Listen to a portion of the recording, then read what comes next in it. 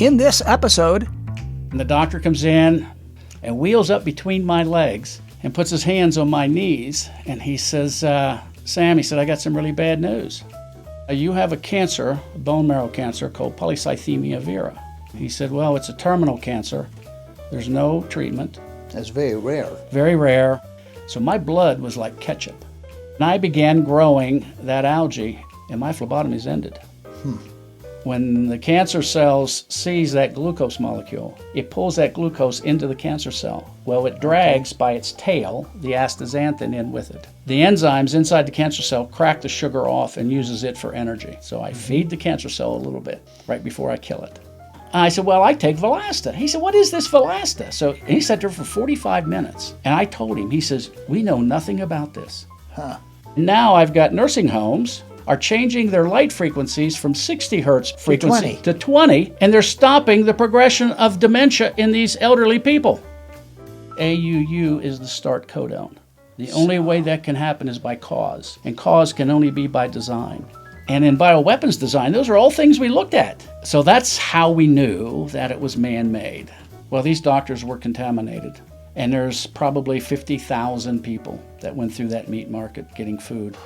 Some of the testimonials still make the hair stand up on my arm. Inflammatory breast tumor, that lady out of her left arm, and she had a big lump there. But the doctor wouldn't do surgery to remove it because it had infiltrated the main nerve from her back down her arm. They told her there was nothing they could do.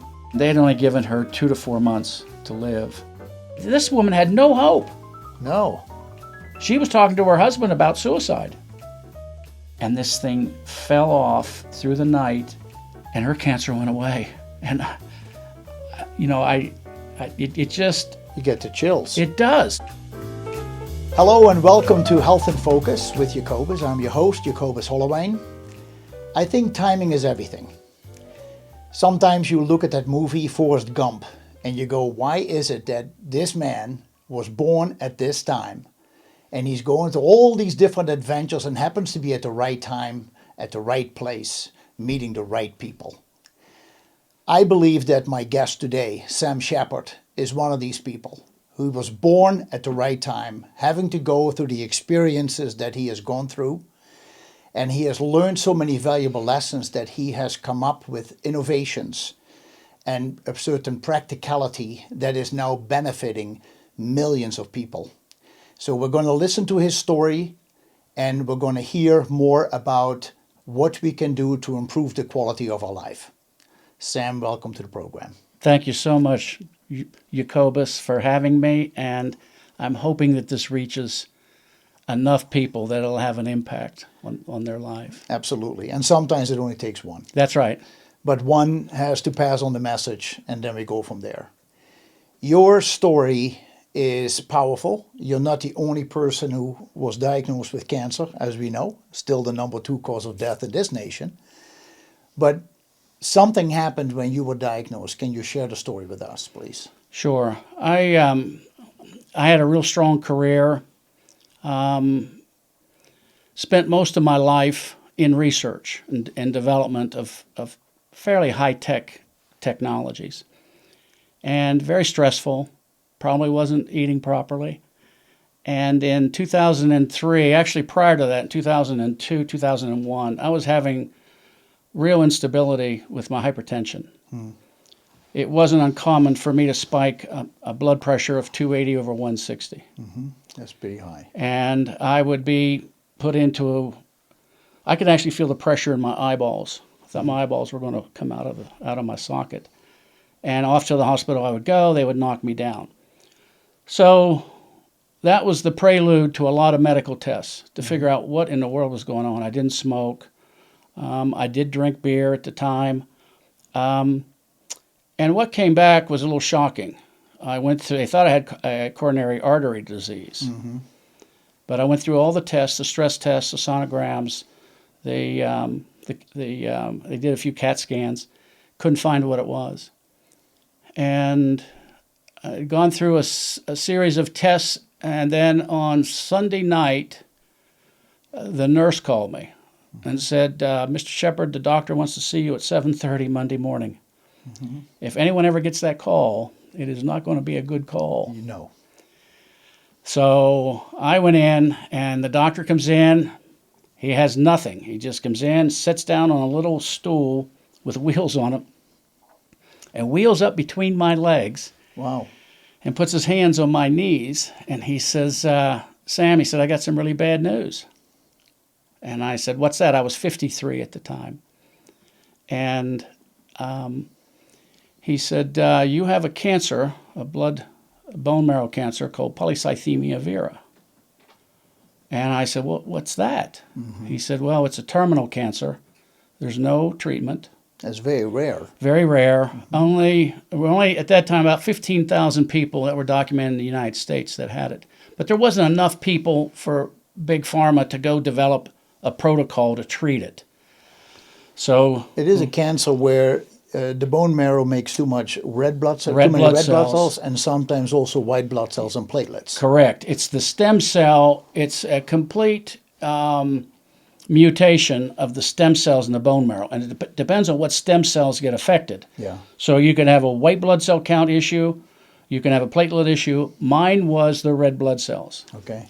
So normally people produce 3 to 6 million red blood cells every day. Okay. I was doing 35 million to 60 million So, every day. Wow. So my blood was like ketchup. And I ended up with an enlarged heart out of it. So when I went in, he proceeds to tell me this, and I'm going, well, I asked him, I said, what are you telling me? He said, I'm telling you this is terminal, and there's no treatment. Wow. And it was like shock sets in. Every cancer patient I now know goes through that. You bet. And it is shocking. It's almost as if I had an out-of-body experience, almost as if I was watching myself hear this. Mm-hmm. I don't know if it's shock or what it is. But he says, I asked him, I said, well, how much time do I have? He said, in your current condition, you have 10 minutes to 10 years. Interesting. And he said 97% of the people with this type of cancer will perish within 10 years. And I said, what about the 10 minutes? Yeah. He said, well, you could throw a blood clot to your brain, your heart, or your lung right now, and if it happened now, it would take me 10 minutes to declare you dead. Oh, wow. So off to the hospital I went, and that was the very first phlebotomy. Mm-hmm. I thought it went out with medieval times. But, right. So they I go just in. Take your blood. They take a pint of blood or more? In that case, they took out a pint, then let me settle for a little bit, and then they backfilled with saline. It's the old cliche, the solution to pollution is dilution. Yes. So that's what they were trying to step me down. Yes. So they took out a little more than a pint, and it does mess with you. Your electrolytes, it's not as bad as dialysis, but it does weaken you. You don't feel quite right. So after about 4 days, I went back in, and they did it again because my hemoglobin count didn't come down far enough. I see. So they were watching it pretty carefully. So it finally stabilized where I could go in once a month and be phlebotomized. And I did that for 4 years. And then I noticed that even my skin color changed. I would get sort of blue looking or dark looking when I needed to be phlebotomized. I see. It was weird. Everyone thought I was Mediterranean or something. So I got to the point where I was waking up about 4 o'clock every morning in darkness, going, this is real. This is really going to end, and I'm probably going to have a stroke. What was your blood pressure at the time? Did it start It to would come cycle. down? No, it would still cycle. I still had blood pressure issues, but it would happen, I think, as the blood thickened through the month. I had more and more of those episodes. My heart would beat harder. And I could feel it, for example, at night. So I knew I had to go in and get phlebotomized. Yeah. So I knew I was probably going to stroke out, and I'd had enough experience with grandparents to know how disabling to the family it is to stroke out. You bet. So I had some very weird thoughts that went through my mind about not wanting to be in that position.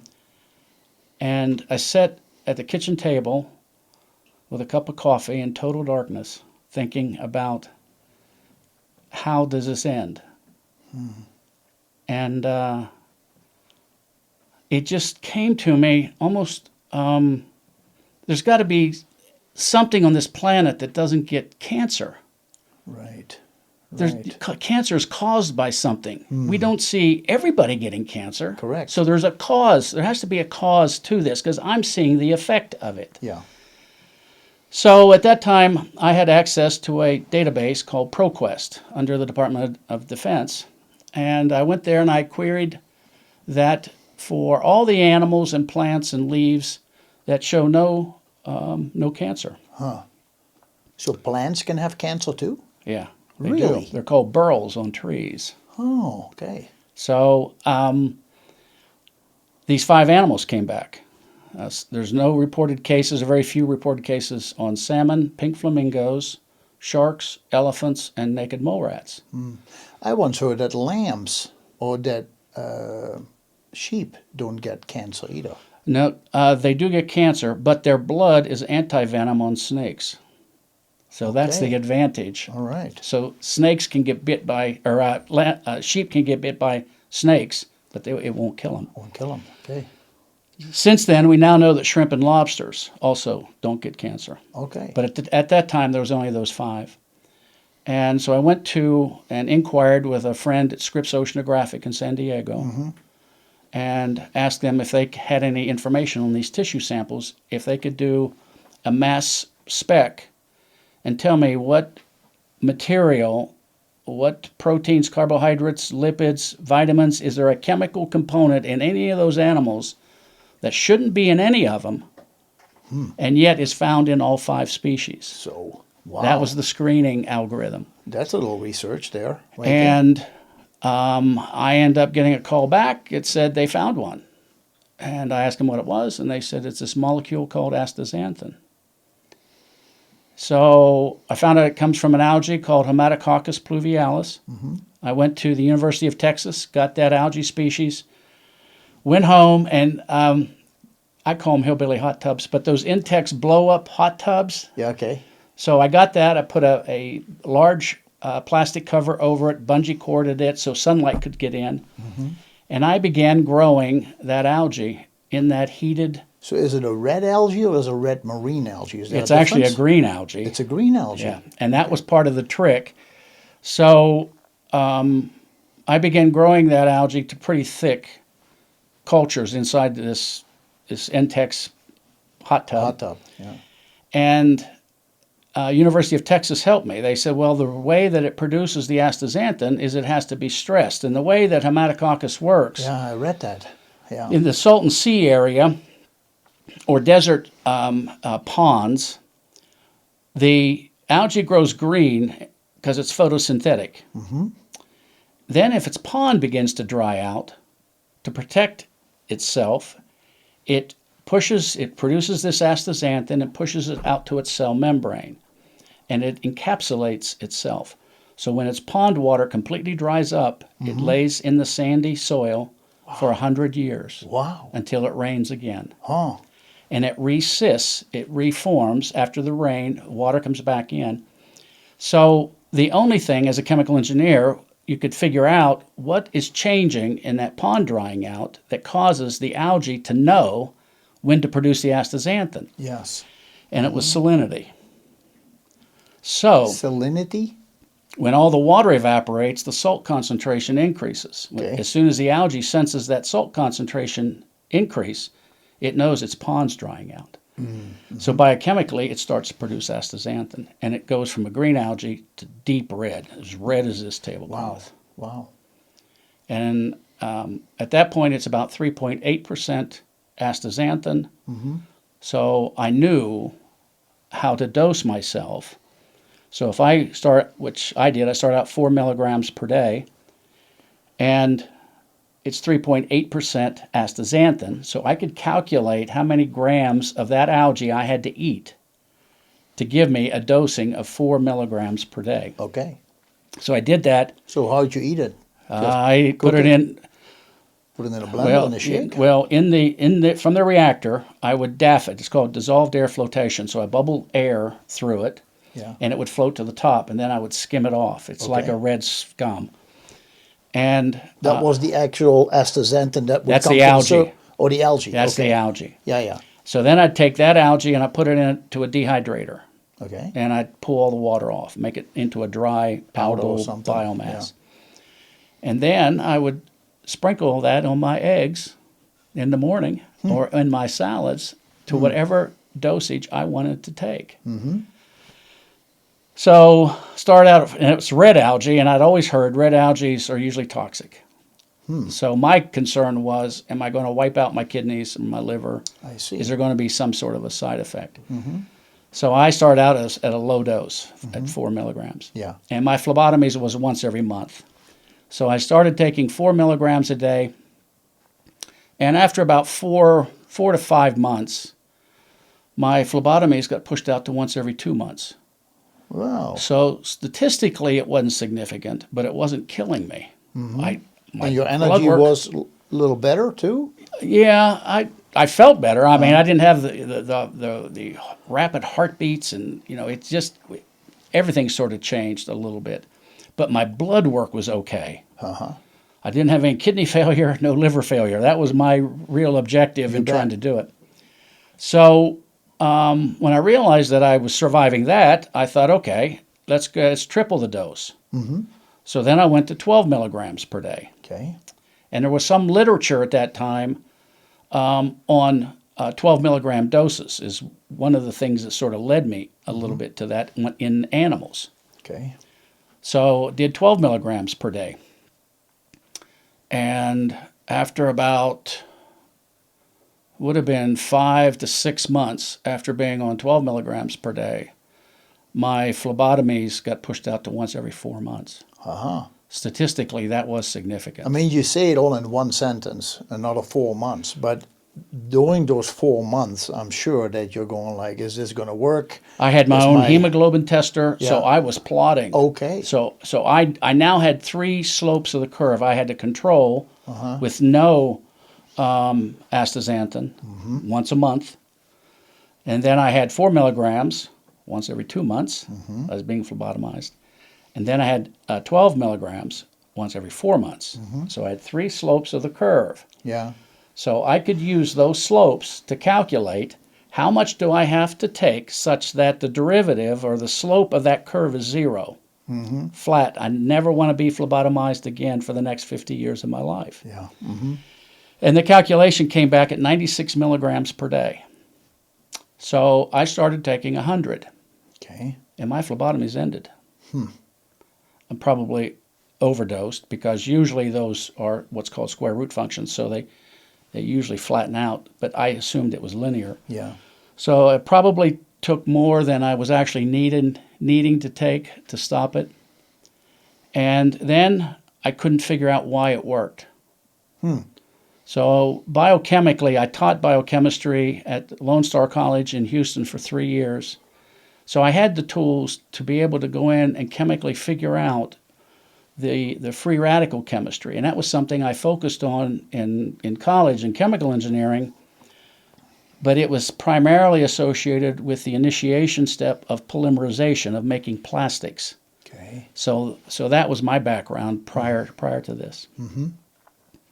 So when I began to look at the chemistry as to what was going on,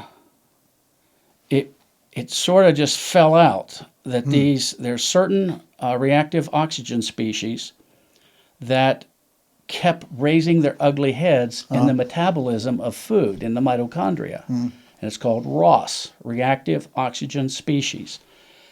And I found 4 of those that we generate at very high concentrations every time we process food. And there's a nitrogen-based one also, a peroxynitrile. That one I didn't spend a lot of time on. But the other 4, the singlet oxygen. Singular oxygen. Singlet. Singlet oxygen. Singlet oxygen. Okay. And then there's the peroxyl non-radical, the hydroxyl free radical, and then the supercritical oxygen. It's an oxygen that has a very, very short half-life, but extremely reactive. So those 4 we generate in our mitochondria. And those were the four I focused on. So then when I began to look at the astaxanthin molecule as to how it acts as an antioxidant, but free radicals are missing an electron. Correct. So the chemistry is an OH, oxygen and a hydrogen, and it has an unpaired electron in its outermost orbital. So it has a charge of 0. Okay. So it has the same number of electrons as it does protons. The 8 in the oxygen, 1 in the hydrogen makes 9. Correct. And then a radical has 2 that circle in the innermost orbital, and then it has to have 8 in its outermost orbital, but it's missing 1. So it has 9 electrons. It should have 9, but it only has 8. No, it actually has 9 electrons and 9, I'm sorry, has 8 electrons and 8 protons, and it has a charge of 0. Now, the problem with that is that it's going to steal an electron from anything that it touches. So in a way, a free radical is a cell. It is already a cell, or has it entered our body and it is incomplete? What exactly? It's actually like a water molecule. Okay. It's actually smaller than a water molecule. Okay. And it can travel any place in the body, into the brain. It crosses all membranes. Yeah. It's highly reactive. So the hydroxyl free radical is the one that's out there. And if it bumps in, let's say that I had a protein. Let's take insulin, for example, is produced. When insulin is produced, it's produced in a straight line, like a string. Then what happens is it goes into the ribosome, and the ribosome will have a tendency to fold it. Okay. And a ribosome is what? What is a ribosome? It's a little machine in every cell that makes sure that every single molecule produced from our RNA or DNA is folded properly. Okay. And it attaches and makes sure, because insulin, if it unfolds in the string, is totally ineffective. So every protein needs to be folded has correctly. to be folded correctly on itself until it looks like a wadded up piece of paper. I see. So you have this wadded up gook, Yeah.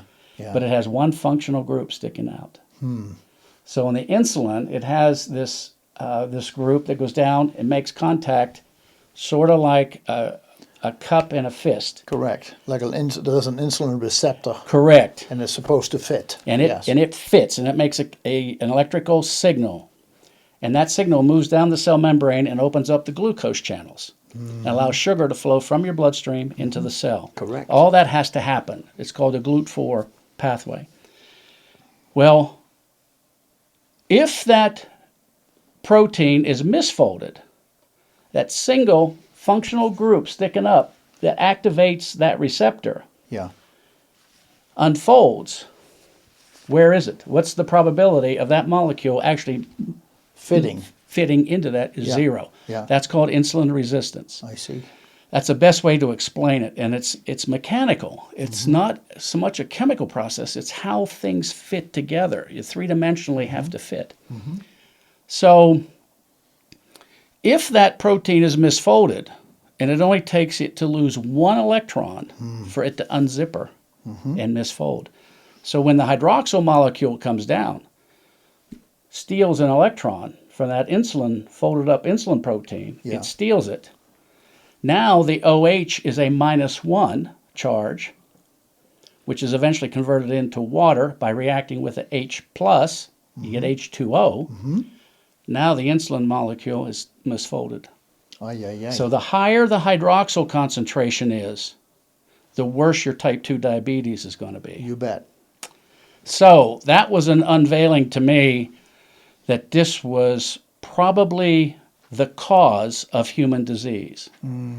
So when I began to look, where was ROS produced and how and what neutralized those free radicals during our metabolism, I found the 3 antioxidants: glutathione, catalase, and superoxide dismutase. Correct. Those 3 when we're young, we're producing, and it has to be produced intracellular. You cannot take those orally. Right. You And can't ingest is them. does it also depend then on our stem cell production? Does it have anything to do with it or It's not? done just biochemically naturally. at the tyrosine level, at the amino acid level, Okay. and the inside the cell. Right. It's the only way those antioxidants are actually made. So when we're young, our bodies produce a large amounts of those. That's why we don't get these diseases when we're 20, That's right. 25. And then what I found was a blood test called an hs-CRP, High sensitive C-reactive protein. C-reactive protein. So then I could look at the glutathione level in red blood cells by age, starting at 5, and I went to 105 So. years of age in blood samples. And I began to look at the hs-CRPs of those people with that glutathione attached to their red blood cells. Yeah. And it was an eye-opener. So when you're young, you're producing high levels of glutathione. Your hs-CRP is very low. Which is my understanding is the strongest water-soluble antioxidant that our body produces. Correct, it is. Right. And it's made in the liver. It's Is that made in the correct? liver. Okay. The hs-CRP is made, the C-reactive Not the protein. glutathione. I thought the glutathione Glutathione's was made in every cell. every cell. Every Okay. cell. Good.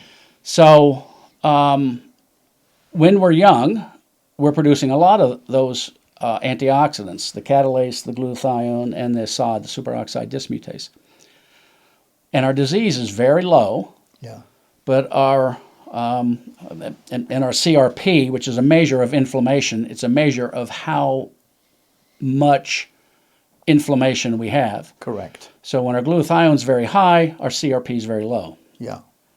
Well, then something really interesting happened. In women at age 40 on average, the hs-CRP begins to climb, glutathione levels drop off very, very quickly. In men, it's age 50.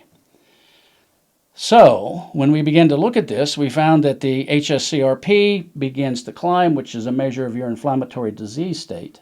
Okay. But we saw the glutathione. So glutathione, the loss of glutathione was causing inflammatory disease. So you keep saying the CRP is going down. HS It's going up. going up. Glutathione is going down. But is it not that the glutathione is going down which causes the C-reactive That's protein exactly to go up? right. Okay, good. That's All right. exactly Yeah. what's doing it. So the cause is the loss of glutathione. The protector is gone. Right. And now all of a sudden we have this runaway Yeah. inflammatory disease. And it's nature's way of taking us out. Yeah. You know, you're it right. made perfect sense yeah. when I began to look at it.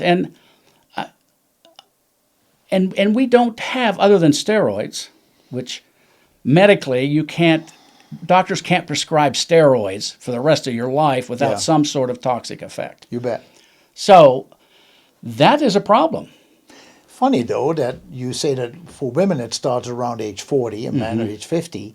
Still, the reports say that women live longer than men. Women average age is 78, 79, and men is about 77, 78. Yeah, but their glutathione levels don't go as low Okay. as a man's does. So when I began to look, I had several cases from people age 80, 90, 100, and 105. Okay. Okay. What I found was that their glutathione levels were higher. So then I thought, why is that? Well, they are genetically predisposed to keep producing glutathione. That's what allowed them to live to be that age. But for women in the decline, it comes down and it levels off at a little higher level than in men. I see. For men, it comes down and it can drop out the bottom Yeah. really quick. And stress levels, epinephrine, norepinephrine, cortisol, the fight or flight reflex, the stress level, work, for example, will cause it. Worry causes it. For some reason, men's levels are much lower as they age in the 50s and 60s than women's levels. Okay. It might just be enough, although I don't have information to say that, but women sort of level out and are able to deal with it, the stress levels a little better. But they still get disease. It's still below the protective phase to stop women from getting cancers, change of life, hormone imbalances. Great topic. And a lot of that's caused from excess ROS. So they have to go through that period when their hormones are changing, their stress levels change. What causes their imbalance in heat metabolism and monitoring? All of that happens. So that curve is extremely important because it pointed a direct link to the cause is the loss of the antioxidant. Correct. The result is inflammation, resulting in time. It's a statistical game. Everybody presents with a different disease. You bet. But what we find is that people who have cancer also have arthritis. People who have cancer also have type 2 diabetes and arthritis. But it usually starts out with, they'll notice stiffness in their fingers, a little bit of arthritis or inflammation in their fingers. You do that chronically long enough, and you will get a disease that will take you out. That becomes the issue. So how do we get the hs-CRP, or the inflammatory disease state, under control and get the hs-CRP to stay low? And we did it with the Volasta. And when we give it to people, their hs-CRPs drop like a rock. So that the Volasta is 22 times more powerful than your own natural glutathione. So Volasta is a product that you developed, and that is an extract, an astaxanthin extract, high potency. It is. Much more high potency than a regular astaxanthin you get in a capsule form in a health food store. It has the same potency as any other astaxanthin. The difference is, when we began to give it to people, we had to give them very high doses. And in another part of my life, I knew how to make what's called glucosidic organic compounds. If we wanted to have a molecule absorb into the human body simply by touch, we would put it in the glucosidic form, a sugar form. Sugar form, So I knew how to attach the glucose to the astaxanthin. And that's what separates Volasta from all the other astaxanthins. I see. Because I think I heard you say in a lecture that there is two. There is the glucoside and there is the fat. The lipid. The lipid side. Yes. And many other products do not have the glucoside. They only have the lipid side. But they don't chemically have the lipid attached to the astaxanthin. It's a mixture, like nails and tacks, all in a jar. We chemically stick them together. So it is a single molecule. All right. That's the difference. So the glucose is then able, in the product, is able to work the glucose pathway and therefore takes the astaxanthin into the cell. It's called a Trojan horse. And we did this to get, even in bioweapons development, it's a way Interesting that you connect those two as a biochemical engineer. It's a cancer loves sugar.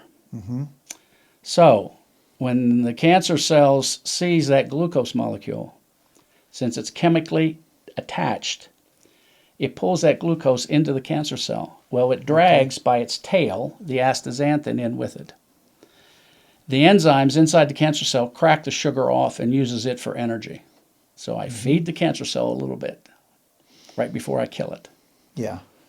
Now, cancer cells metabolize a lot of sugar. 32 molecules of sugar to make 2 molecules of ATP. So human beings, we do 2 molecules, I believe 2 molecules of sugar to make 4 molecules of ATP. Normal cells are very effective. Cancer cells are on a razor's edge of dying. But they have to eat a lot of sugar. When they eat the sugar has these OH groups that stick off of it. Those become free radicals. So in the high cancer metabolism, they generate more ROS. ROS is reactive oxygen species. It's the hydroxyl free radical. Okay. Cancer cells surround themselves with these hydroxyl free radicals in the environment around the cancer cell. To kind of hide out, or to It has to get rid of protect them. themselves? Yeah, it protects themselves, but it does two functions. The hydroxyl free radical has a pH of between 5.2 and 6.8. It's acidic. Okay, yeah, that's right. So it protects the cancer cell from normal cells, Okay. and it kills adjacent normal cells and makes room for the cancer cell to grow.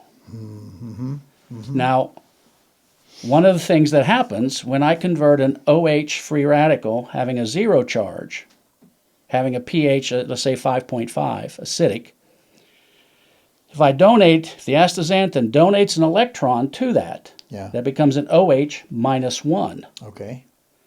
The pH of a hydroxyl ion is 11. Really? Kills the cancer cell in 4 seconds.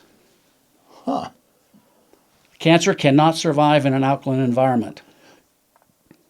Warburg showed us that. Okay, but I also heard that you kind of want to be pH neutral, that would be the best way, that being too alkaline, but that's not what you're talking about. You're not talking about the whole system being too alkaline, because Only that the is cancer dangerous cell. too.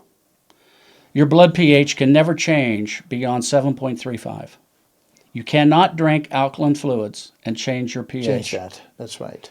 So if your blood pH... Is it kind of a self-protecting It mechanism? is. It's a buffer from CO2 bicarbonate reaction in the bloodstream. Your body's very good at holding that blood pH at 7.35, slightly alkaline. Okay. That's what's needed for the most efficient operation of all our biological systems. If your blood pH gets to 7.4, you're going to be very, very sick. Really? That little bit?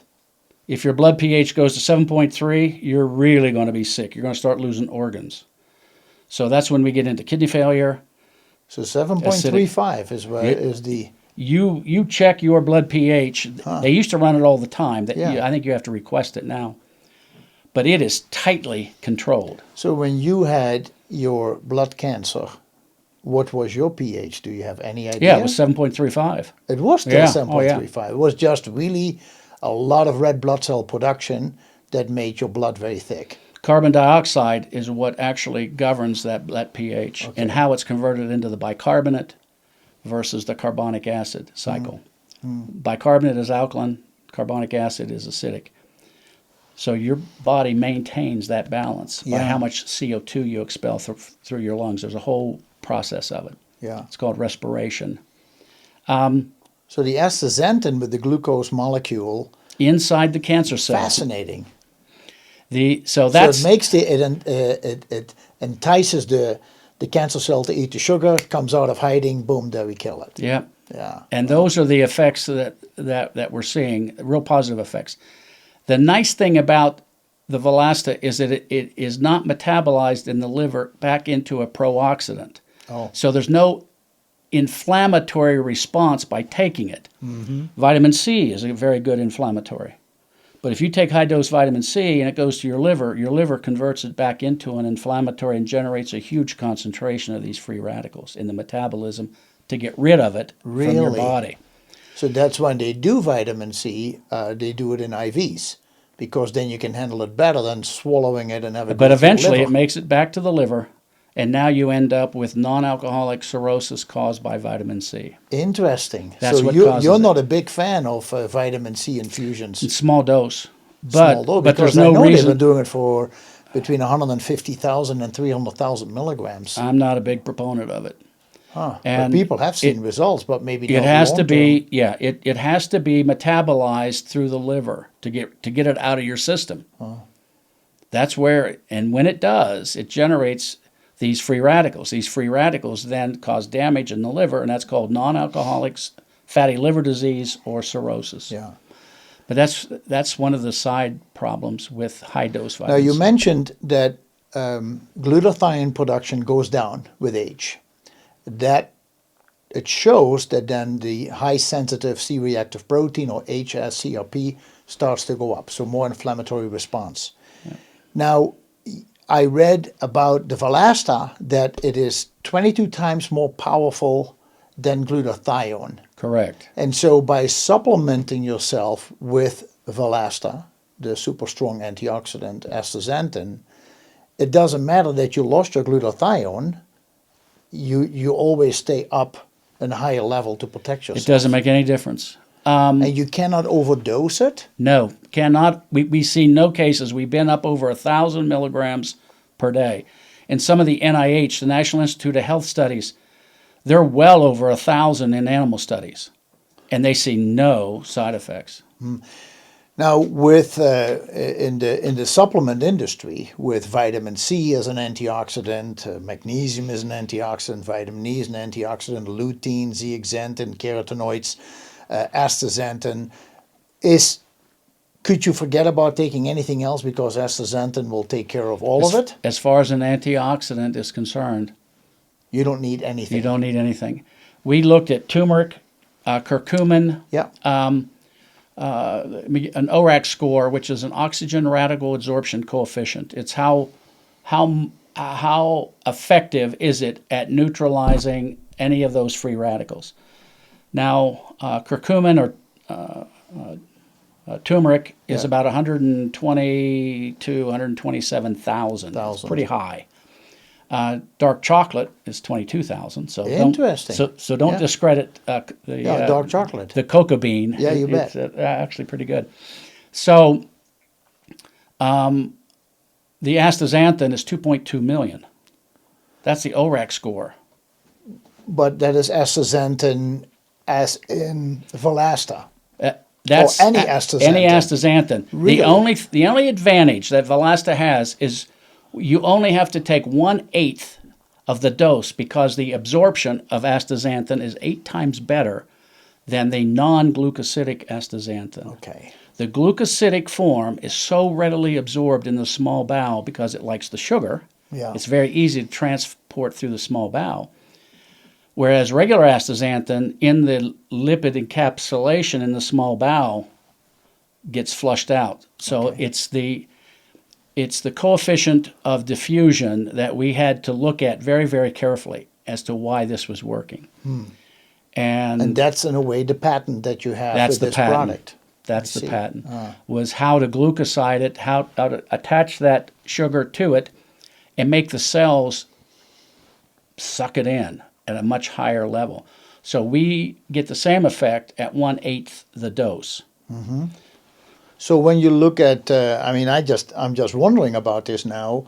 You look at antioxidants such as alpha-lipoic acid and coenzyme Q10.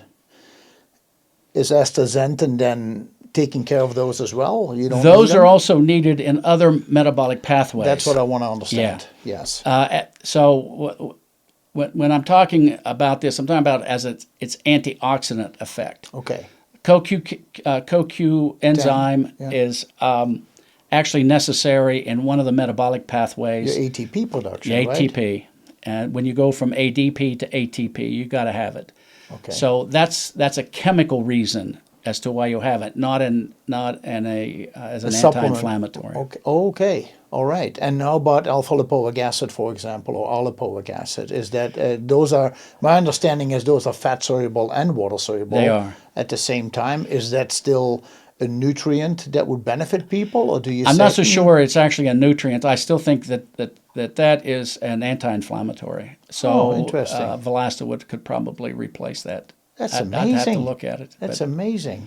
The tocopherols from the vitamin E's. Yeah, from the vitamin E's, you can get rid of all those. Really, and the tocotrienols. Yeah, which are the part of the vitamin C is needed in some metabolic processes. Because we don't make our own vitamin. We're the only living species that don't make our own vitamin C. There's several of them. There is several. We discovered a few more. Yeah, well, my research is outdated then. Yeah, there's we have to eat. Yeah. And we have to eat living things because there's what's called chirality. So when we would make an organic molecule in the laboratory, when man would make it, so when I'd put a bunch of amino acids together, I have this pot of all these of this reaction, and I analyze what's in there. What I find is that It's a pure organic compound, but there's two three-dimensional shapes of the molecules. Okay. Right-handed and left-handed. In nature, only makes left-handed. This is why we have to eat living things. Only left-handed proteins, lipids, carbohydrates can we process. These right-handed molecules have to be wasted or metabolized and broken down. Okay. And where we got this from was during the thalidomide problem in the 50s and 60s. They gave thalidomide to women for morning sickness, pregnant. Yeah. Well, That we caused didn't a know. lot of problems. It does on Unbelievable. antibiotics. Anything made by man has the same effect. That's where we get our side effects from. We get the beneficial use of prescription drugs from the left-handed molecule. It's too costly to separate the two. So Big Pharma gives you both. Okay. And this says, we'll deal with whatever the side effects are or the liver damage. Wow. Because it's too costly for them To separate they crystallize at 1/10 of a degree centigrade difference. No one on a large scale is going to be able to run that kind of crystallization control temperature to only give you left-handed pharmaceuticals. My goodness.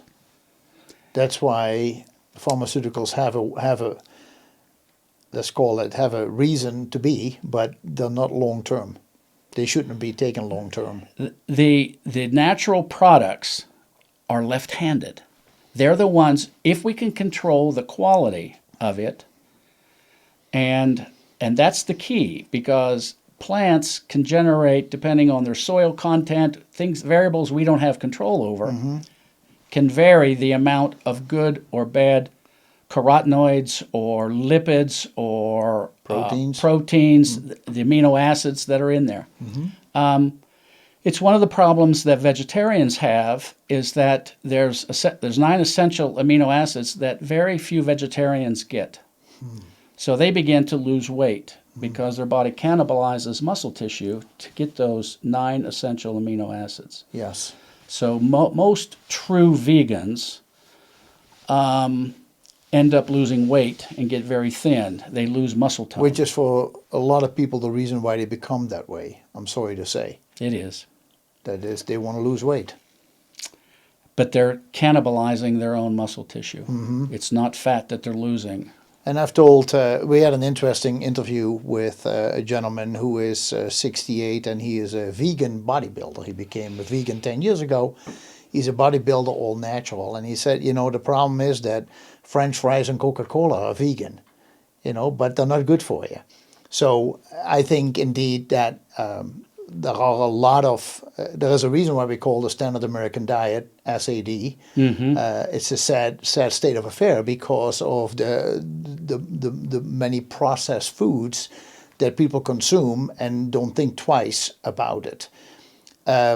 Vegetarians and vegans, in my opinion, do have to be careful how they select their food, because they can definitely get all the proteins and healthy if fat. they know what if they know what to eat. Well, if you do spirulina and blueberry Correct. algae and you do barley grasses and those kind of things that are such a healthy, rich food, but the majority of people don't even think about that. No. They just think if I... 5 of those 9 essential amino acids are found in pumpkin.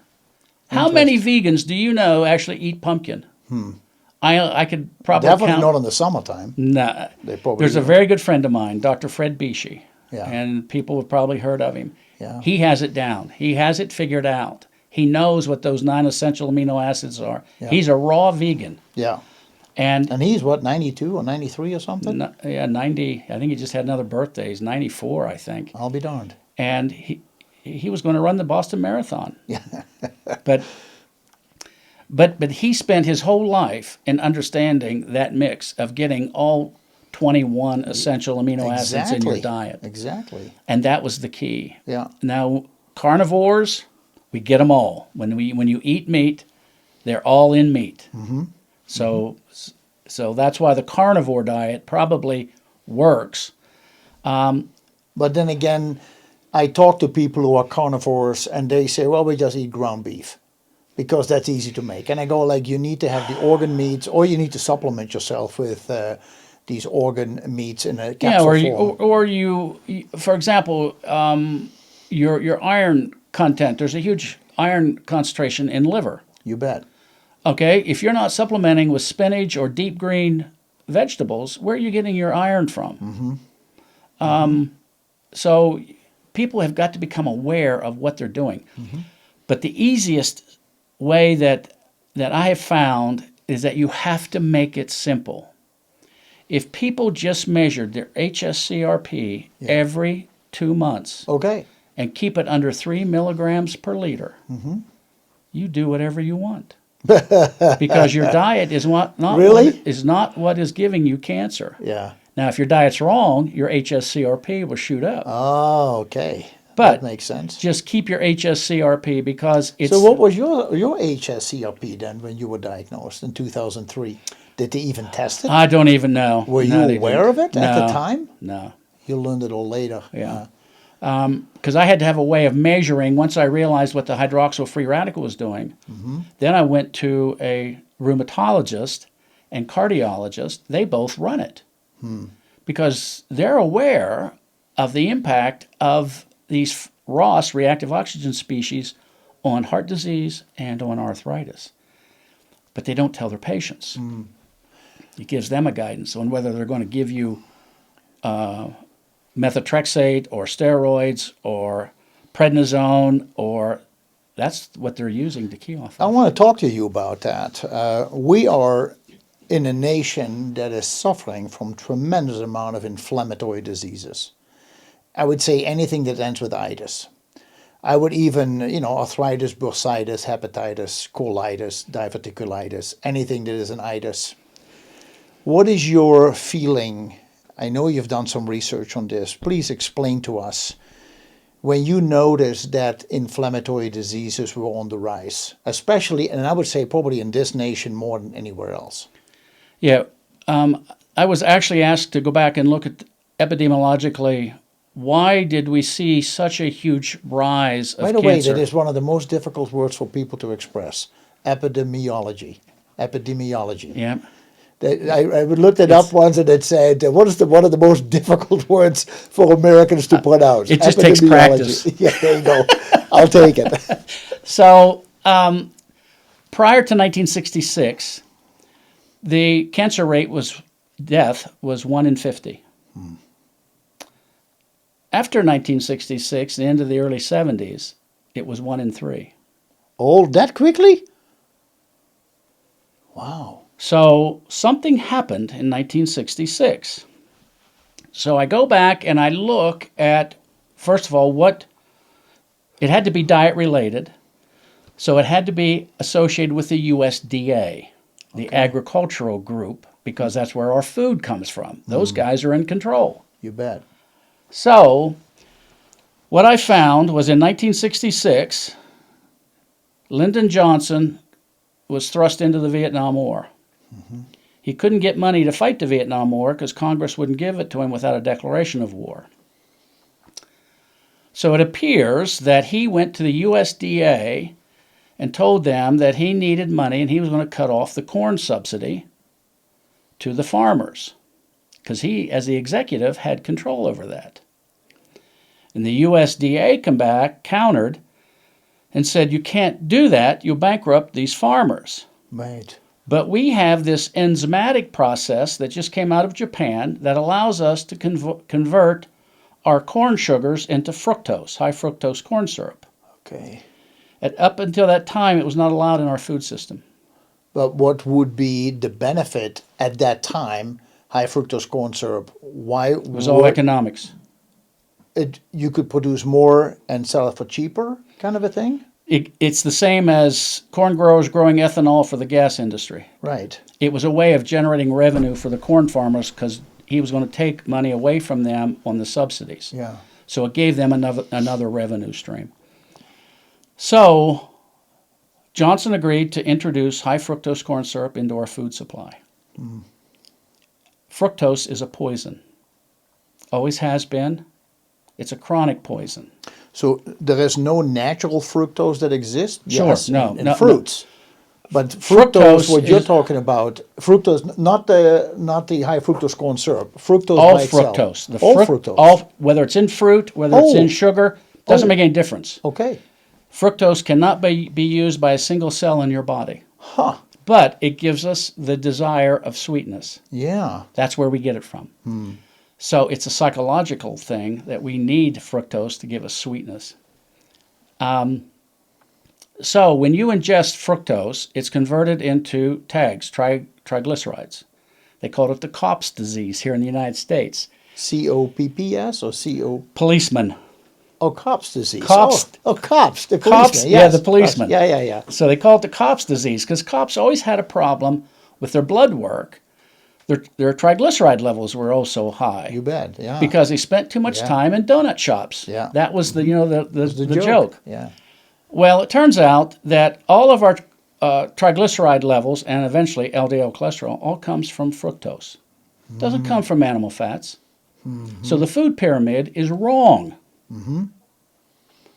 Deadly wrong. Yeah. So when they tell you to eat high levels of fruits, that's keeping the doctors and the pharmaceutical companies in great business because you're going to have an inflammatory disease. So when we talk about fructose, and it's always a sensitive subject because it's nature's candy. Say, I'm not giving up my oranges or my peaches or my dates, my plums, and because it tastes good. It's human desire. It's no coincidence, in my mind, that Eve ate the fruit of the tree and introduced inflammatory disease into the human race. I think find that is so easy to blame. Thank you so much. I thought it was me. No, and I blame Adam for hiding behind the tree and watching her eat that fruit, knowing full well that was what was going to happen. So that's always a pet peeve with me, is that coward Adam standing there not say, you go first. Yeah. But it turns out that fructose in all forms, table sugar is 50% glucose, 50% fructose. And that makes it sucrose. Sucrose. Yeah.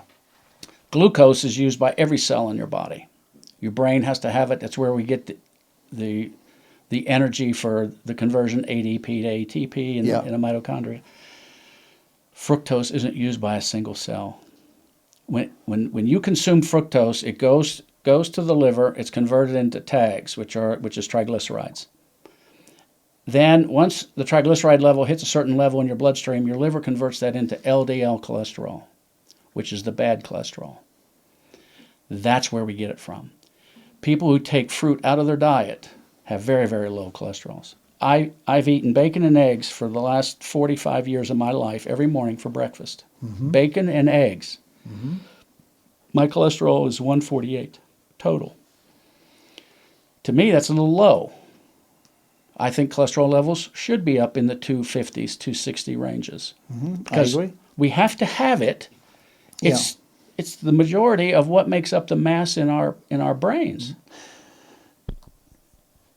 I think we're totally in agreement here. But I was reading about cholesterol. 80% is made by the liver. 20% comes from diet. Cholesterol is very important for the brain. It's necessary for the health of the membranes of all the cells in our body. Absolutely. Cholesterol makes hormones. And cholesterol helps us to fight any infection, any inflammation, and any injury. But my understanding is that cholesterol is as blind as a bat, has no GPS. So when it has to go to work, it needs a taxi to get it to where it needs to go. And those are the lipoproteins. And my understanding is that it is the low density lipoprotein, or LDL, that takes cholesterol to the job.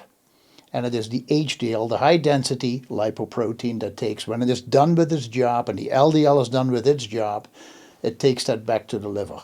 Yeah. And so they say bad cholesterol, and I think that has made it confusing for many people in general, not per se doctors, that in my opinion, when you hurt yourself or you have an injury, and I have many examples of people who have a high LDL because they broke something, or they hurt themselves, or they worked out too much, their muscles are aching, the LDL will go up. And I think that is a natural process. I do believe LDL will fluctuate depending on how your life is going and what kind of injury or pain you're fighting at the time. And so for doctors now, so first it was all about how high is your total cholesterol. 300 back in 1990. 1995 they dropped it to 250. In 1999, 2000 they dropped it to 235.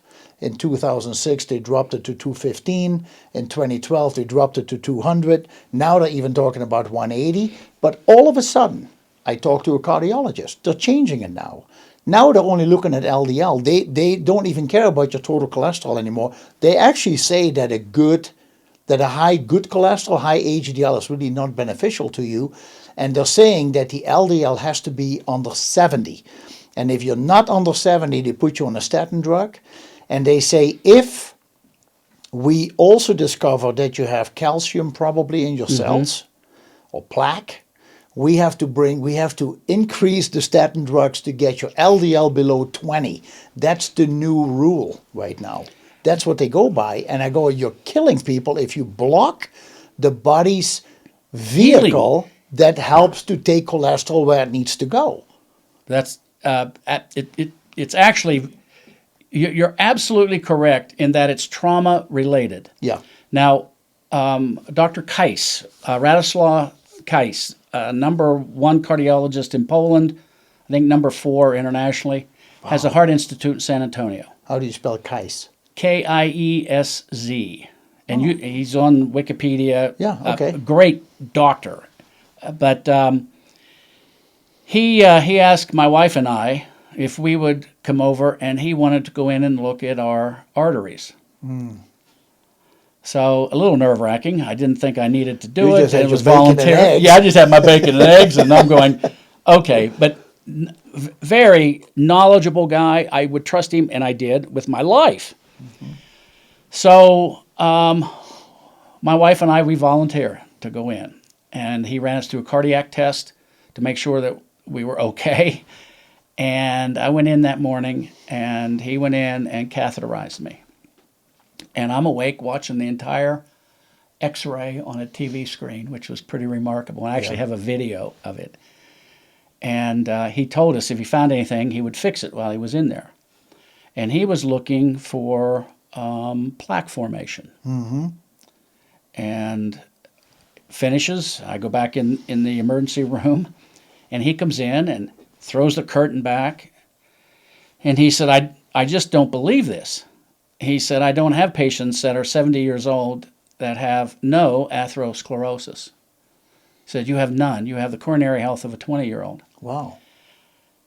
And he said, well, the way he put it was, he said, I got some good news and some bad news. I said, well, give me the good news first. So he gave me the good news first. I said, okay, what's the bad news? He said, we found a congenital heart defect. Oh. He said, you've had it since birth, and it's called a, Anyways, my coronary artery that goes around my heart, severe systolic kink.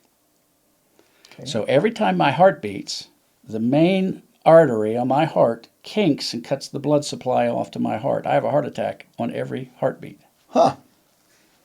I have for my entire life. So? I played football. I boxed. I was very athletic. Never had a problem. Huh. And he showed me that, and it truly looks like a worm going like this. He said, that's called a widowmaker. He said, if you'd have thrown a blood clot and it got in that kink, that's it. You'd have never made it. He said, I said, can you fix it? And he said, no. He said, we're not going to fix that. Yeah. I said, why not? I said, I'm 70 years old. And he said, you've had that your entire life. Yeah. I said, well, how long can I live with that? He said, well, you're 70. He said, I'll give you another 35, 40 years. And I'm going, okay, I get it. I get it. So I was perfectly fine. He was a little shocked that I had no inflammation, arterial inflammation. And he knew I was on Vilasta probably longer than any other human being on the planet since 2006. So my wife, who runs a cholesterol of 260, unmedicated, has for 25 years. He come in and he said, now there's a chance we may find something with you. Yeah. And so she went in. He come in again and threw that curtain back. He says, I don't believe this. He said, I can't find any arterial inflammation in you, and your cholesterol is out the roof. He was probably banging the machine, cleaning the lens. He called his entire staff over. He said something to the effect, when he said, this could be genetic. But he said, you two aren't from Arkansas or West Virginia, are you? Yeah. And yeah. I said no. I said there's no inbreeding. Yeah. I said we don't know each other as far as we know. And we started talking about that. He called his whole staff off. He put his entire staff on Vilasta. So. And now he prescribes it to all of his cardiac patients. And he said the results are amazing. Wow.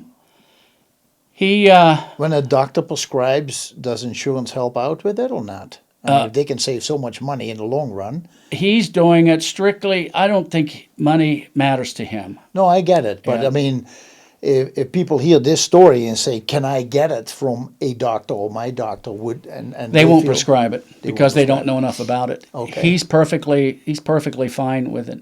But the only reason we get heart disease is because of a wound, a lesion in the artery caused by inflammation in the endothelial or epithelial cells that line the artery.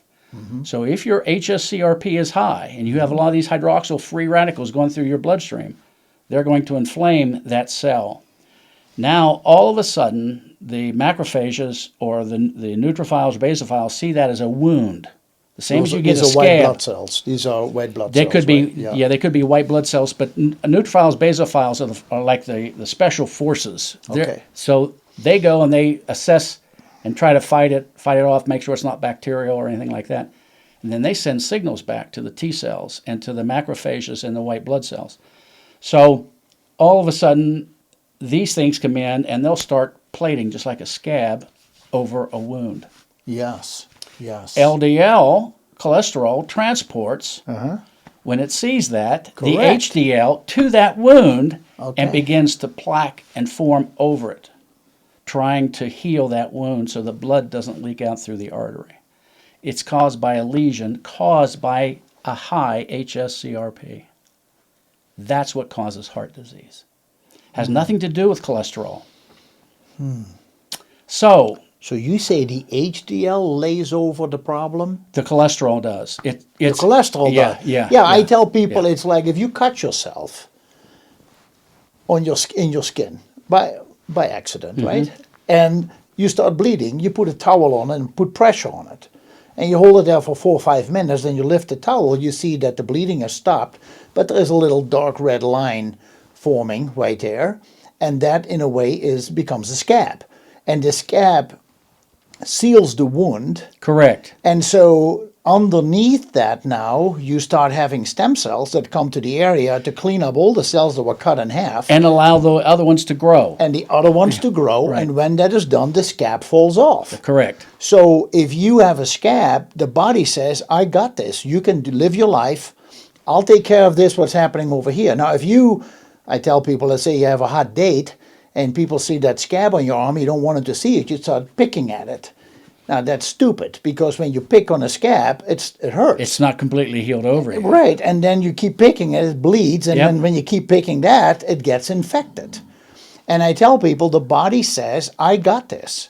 So I said, if something happens on the inside of your blood vessels, the blood vessels and arteries and capillaries are made of some kind of skin material. Epithelial cells, Yeah, because I can bend my fingers and there's blood vessels in here, so they're all flexible. Right. So, but over time, as we age, of course, you talk about the CRP, but I try to simplify it and I tell people, just as the skin on the outside of our body becomes wrinkly and older, so does it inside the blood vessels or the blood vessel wall.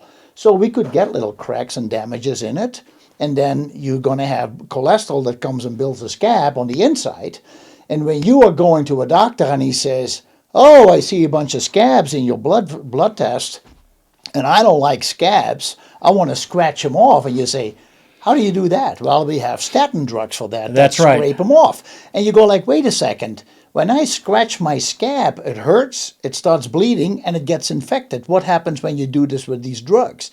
And I think it is Harvard or MIT that came out with a study back in 2009 that showed that people on statin drugs have more cancer and they have more Alzheimer's. Because if you block cholesterol from doing what it is supposed to do, cholesterol makes hormones. And the very first hormone it makes is pregnenolone. And pregnenolone is a brain hormone. And so you see all these people on statin drugs that have increased Alzheimer's. And You've got it correct. Oh, good. And I thought I just read it somewhere. also on the statins, if you stop just let's use your scab analogy. I peel that scab off. I've just increased my inflammatory response. Totally. Pain causes that to say there's something wrong. Now you've just increased your inflammatory response.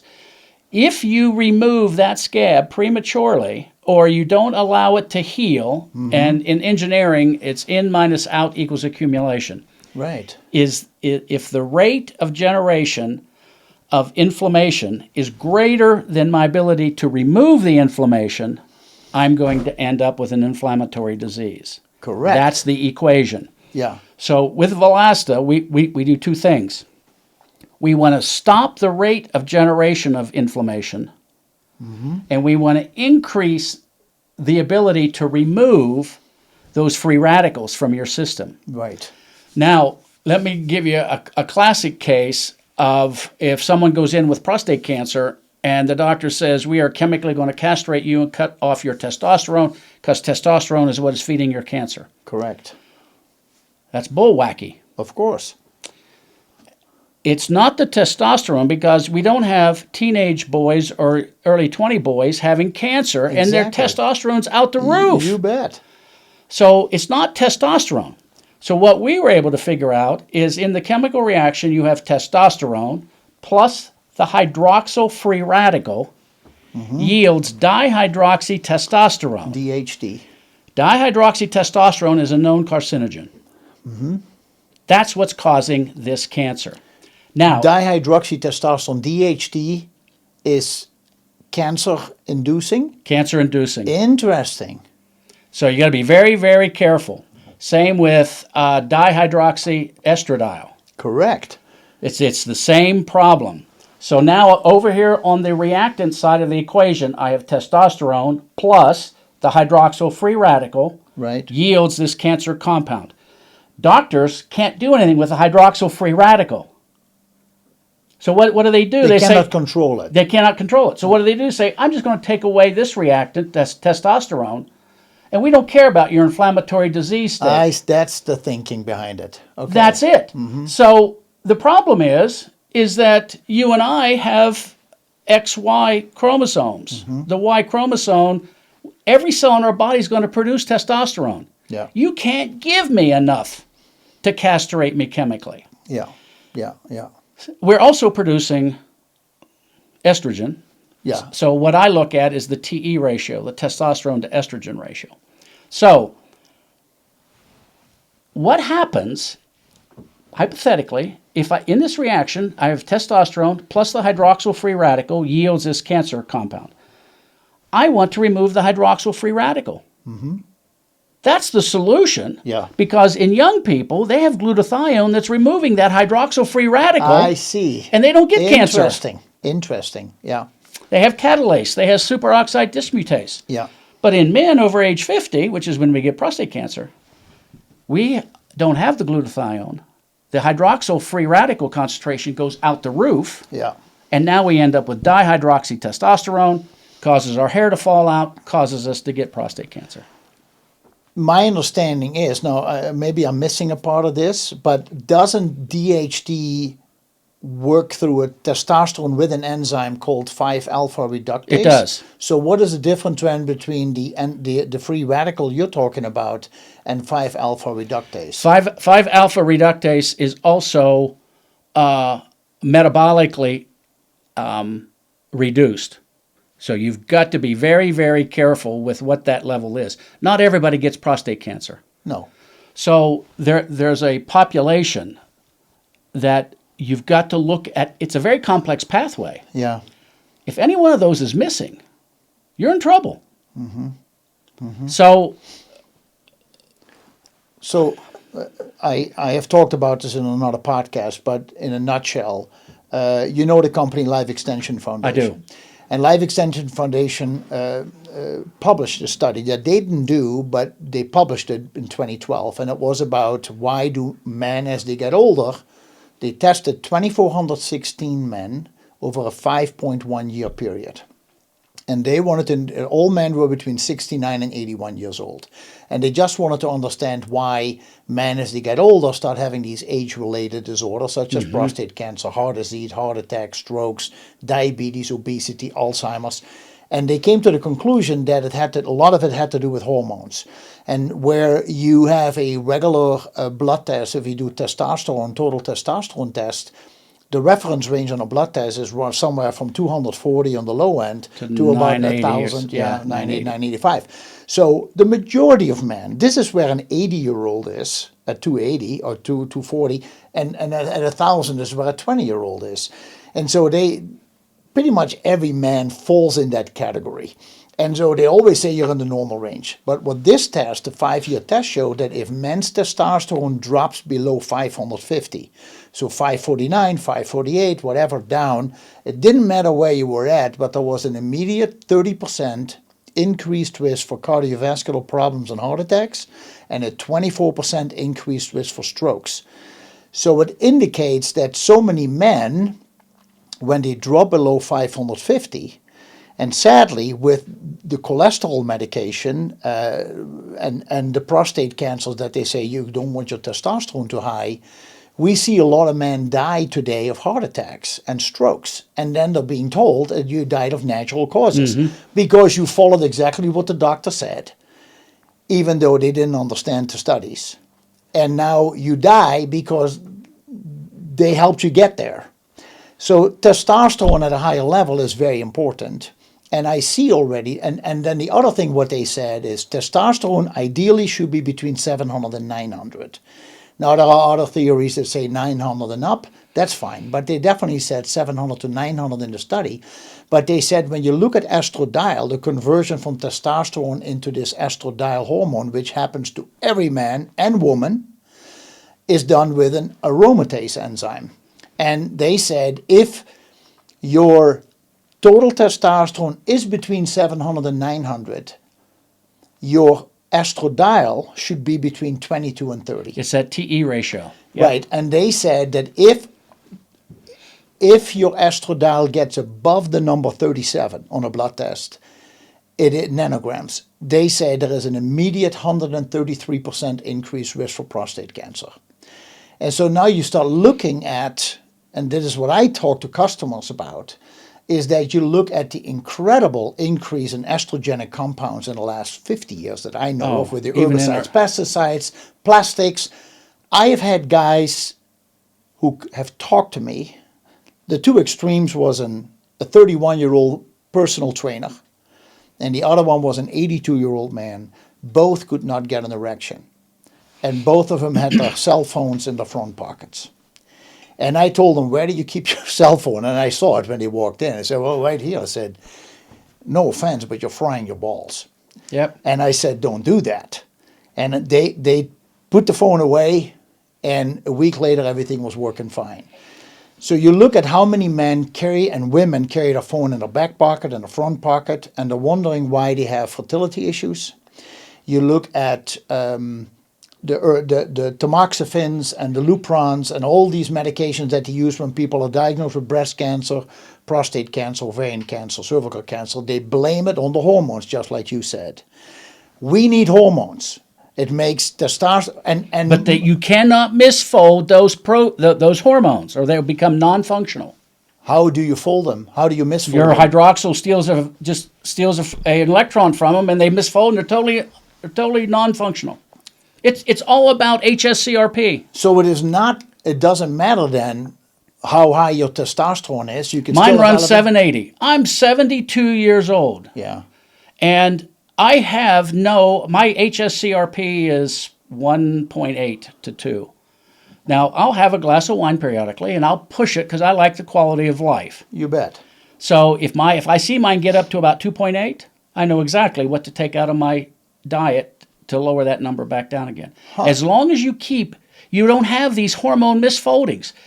The mindset is, okay, think of it this way. I have a giant oak tree with this trunk, and it's got this huge root structure. It goes out through the ground and all these branches coming off of it. Right, right.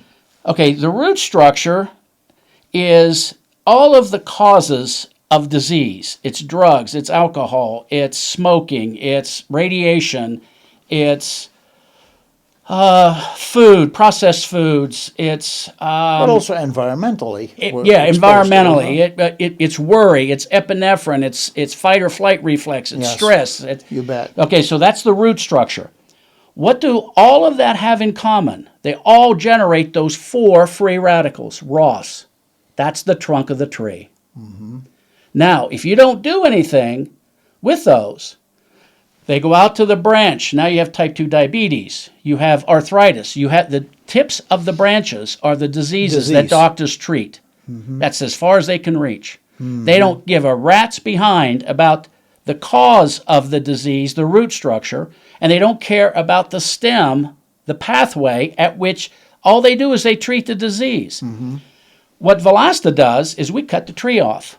We eliminate the ROS. We cut the trunk of the tree. I don't care what you do with your root structure. If your hs-CRP is less than 3 milligrams per liter, you have less than a 1% chance of getting an inflammatory disease in your lifetime. Huh. So don't waste your time worrying about all these things. Mm. Just measure that one thing. And that's the preventive. So you're talking about the tree of life. Well, yeah, I guess so. Yeah. Yeah. You're either maybe that's what we need to call it. But that's the symbolism that comes to my mind is I cut it off I can prevent you from ever getting a disease. Mm-hmm. Mm-hmm.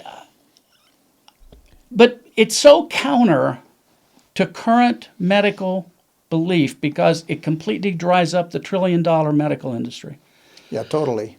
When all of a sudden you prevent disease from ever happening, from right now 20% of the entire population is diseased and taking medications, easily 20%. It's probably higher than that. When you take that down to 1, you've just eliminated every doctor around. Goodness gracious. And now with AI, doctors aren't going to be required. Mm-hmm. This is a game changer, and the medical industry is going to fight it tooth and nail because it totally disrupts what they've told us. Mm-hmm. Bobby Kennedy's on it. He needs to invert that food pyramid because there should be no fruit, no sugar. Animal fats, tallow is okay. Yeah. Mm-hmm. Olive oil. Olive oil's fine. The polyphenols. Yes. They're the tocopherols. These are anti-inflammatory things in our food system that are actually good for us. Mm-hmm. But the only thing we really need to measure right now is see what your inflammatory disease state is. 92% of all disease death is caused by inflammation. 92%. And it's measured by your liver tells you how sick you are by the generation of the C-reactive protein. Right. When we look at another disease, well, so much we can talk about. Depression.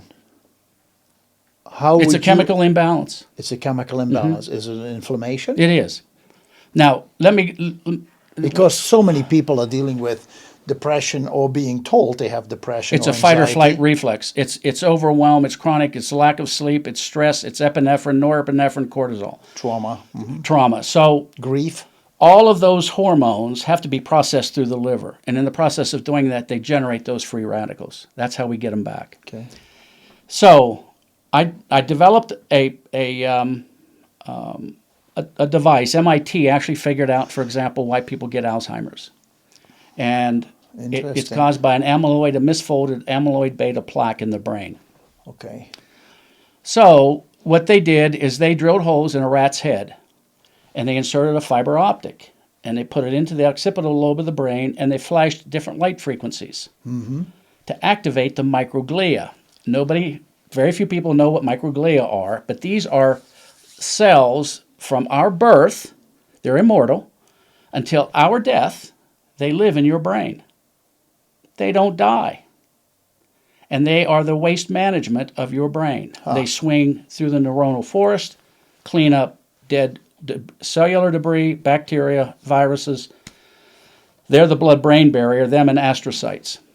Well, as we get older, several things happen, but the microglia go into hibernation, and they slow down. Is there a reason behind it? There is, and it's usually inflammatory is what causes it to happen. Self-protection.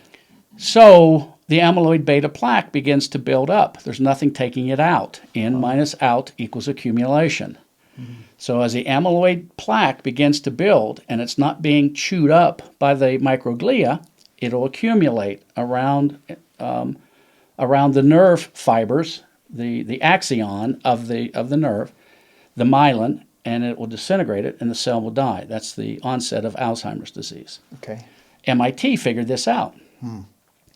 But I had built devices for other applications where I could change the frequency in the brain, the alpha, beta, theta, gamma frequency, and I could create fear and anxiety in enemy soldiers and make them lay their weapons down. That was in a whole other podcast. Yeah, we'll do that one differently. So I knew if it was 40 flashes per second that they inserted that fiber optic onto that microglia to get it to activate, they reversed Alzheimer's in mice. Mice relearned their mazes. And I called Dr. Liwei Tsai, is her name, and I said, you're not going to be able to drill holes in people's heads to do this. I said, suppose I could send that same photon through the eye. And I build those devices. We send them all around the world to stop Alzheimer's disease. So now I can send the 40 flashes per second back, and the Alzheimer's disease stops. The microglia become very active. They eat the amyloid beta plaque, and Alzheimer's progression stops. Is that then a device that people purchase and use every day? Every day. I use it every day for 45 minutes. While I'm sitting watching news, I'm having a cup of coffee, and I have my light flashing. 40 flashes per second. Is it very obvious that 40 flashes per second is pretty fast? Yeah, it's a slight flicker. For example... like a strobe light? Well, the lights in here are 60 hertz. Okay. In Europe, it's 50 hertz. 60 hertz here. That's 120 flashes per second. Okay. Your eye can't see the flicker. Correct. So when I slow it down to 20 hertz or 40 flashes per second, because it's a sine wave, at the peripheral of your eye, you can see a slight flicker of it. Okay. That's what energizes the microglia in your brain. You only have to do it from one side. You don't have to do it from the front. It doesn't have to be, but it has, the photon has to get into your eye. Okay. The eye is very good at converting light photons into electricity.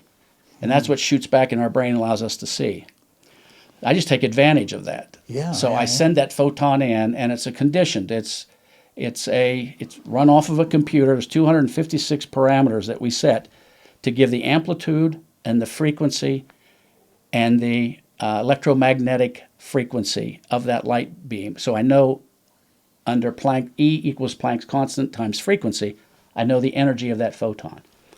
All that's done in the box. So it's called a VLED device. VLED? VLED, V-L-E-D, variable light emitting device. Okay. And we sell them all around the world. So? $485. You have it for the rest of your life. Yeah.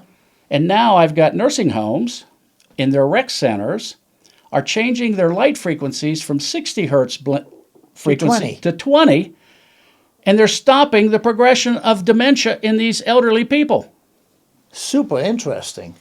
It is the greatest technology out there. Dementia is number 3, I think, right now. It's going to cost more than diabetes and cancer in treating as this population, us. Well, Harvard came out with a study in 2016 saying that the number 3 cause of death in this nation is modern medicine. Yeah, well. At that time, they said 250,000 people die in this country alone from the effects of modern medicine.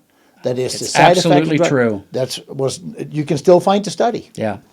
But it's never classified that way on the birth certificate or a death certificate. no, we'll say natural causes. Natural because causes you follow the or protocol. cancer. Or yeah. you follow the protocols. Yeah, So you did natural. for whatever disease you're being treated for. This is fascinating what you say. The one thing that I had heard is that testosterone is the number 1 hormone that we make to prevent Alzheimer's. Testosterone is the number 1 hormone to protect the heart because every muscle in the body needs testosterone to work, and the heart is the hardest working muscle we have. And it is the number 1 hormone to help build bone. And so women, when they hit menopause, they don't make testosterone, and progesterone is the number 2 hormone for preventing Alzheimer's, protecting the heart, and helping to build bone. So women in menopause don't make these hormones anymore, and they therefore have increase in heart attack, increase in Alzheimer's, and increase in bone health, in bone breakdown. Men, we still make more testosterone, but you're already noticing that It's being misfolded. younger men today, because of the diet, Their stress level. Their stress level. Interesting. That's what's doing it. It's the With the cell hydroxyl-free phones radical. also. That's generating radiation that converts the water molecule, H2O, into an OH-free radical. I see. That's what's doing it. That's called radiation sickness, radiation poisoning. And low dose for a long period of time does the same thing as someone at ground zero in Hiroshima. Really?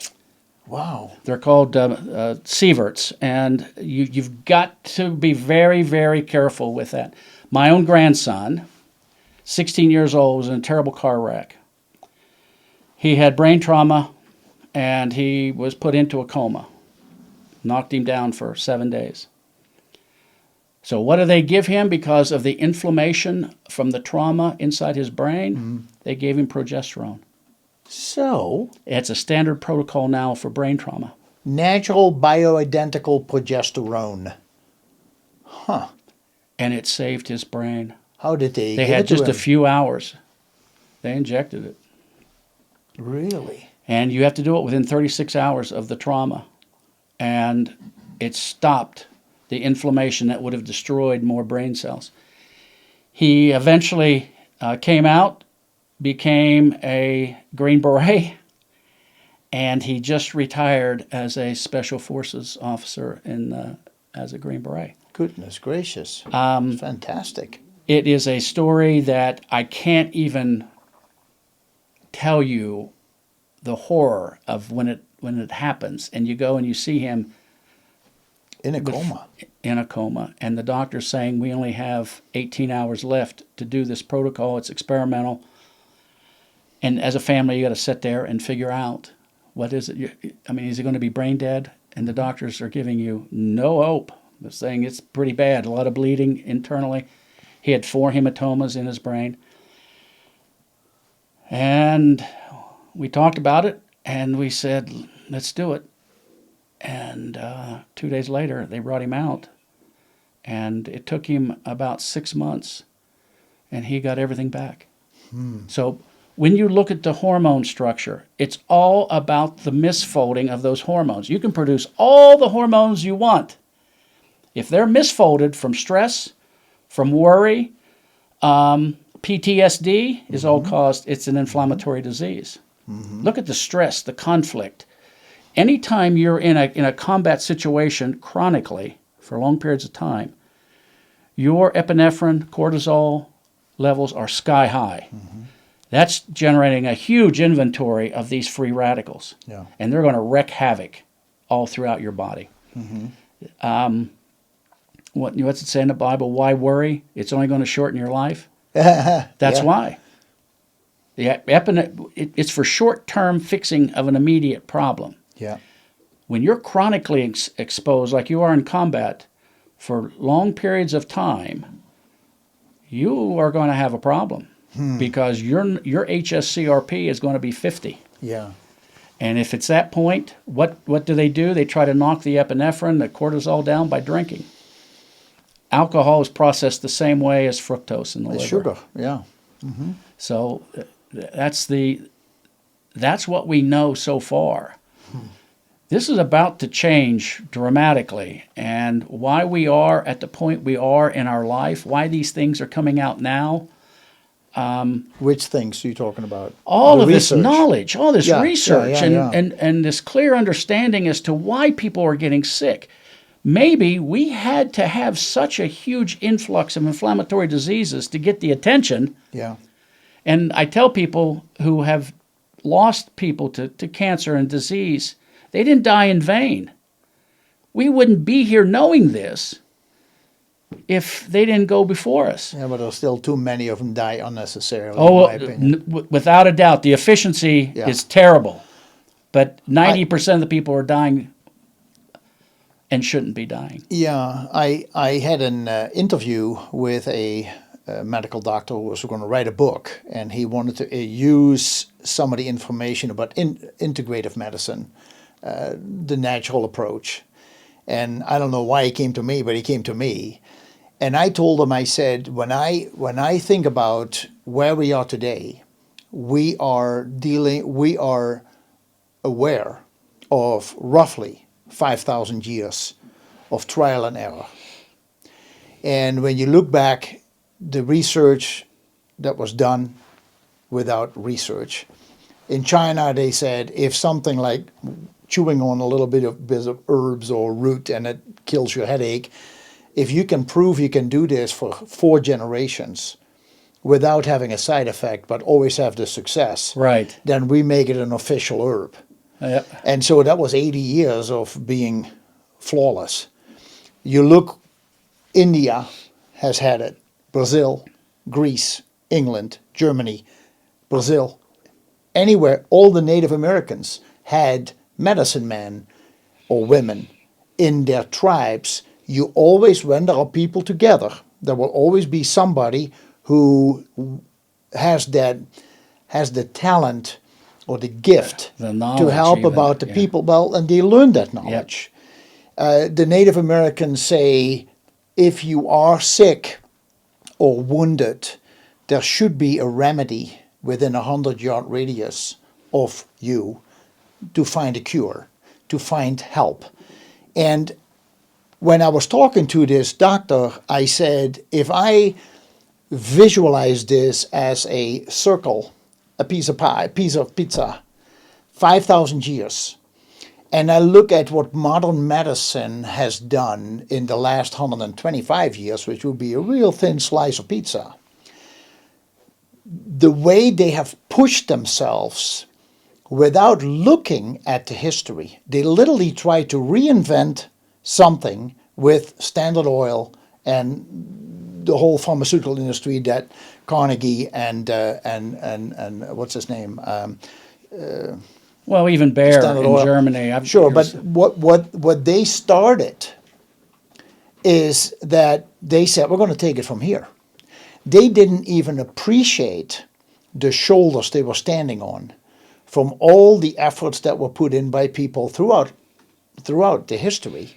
And maybe because they don't want to listen to what they call themselves the experts, and they call everything else alternative, has not been proven by the FDA, not CDC, NIH, whatever. They just say, we know what works, and that is all fluff. So that's why dietary supplements need to say, these statements have not been evaluated by the FDA. This product is not meant to treat, cure, or diagnose any disease. And that is why so many people are worried about using natural options.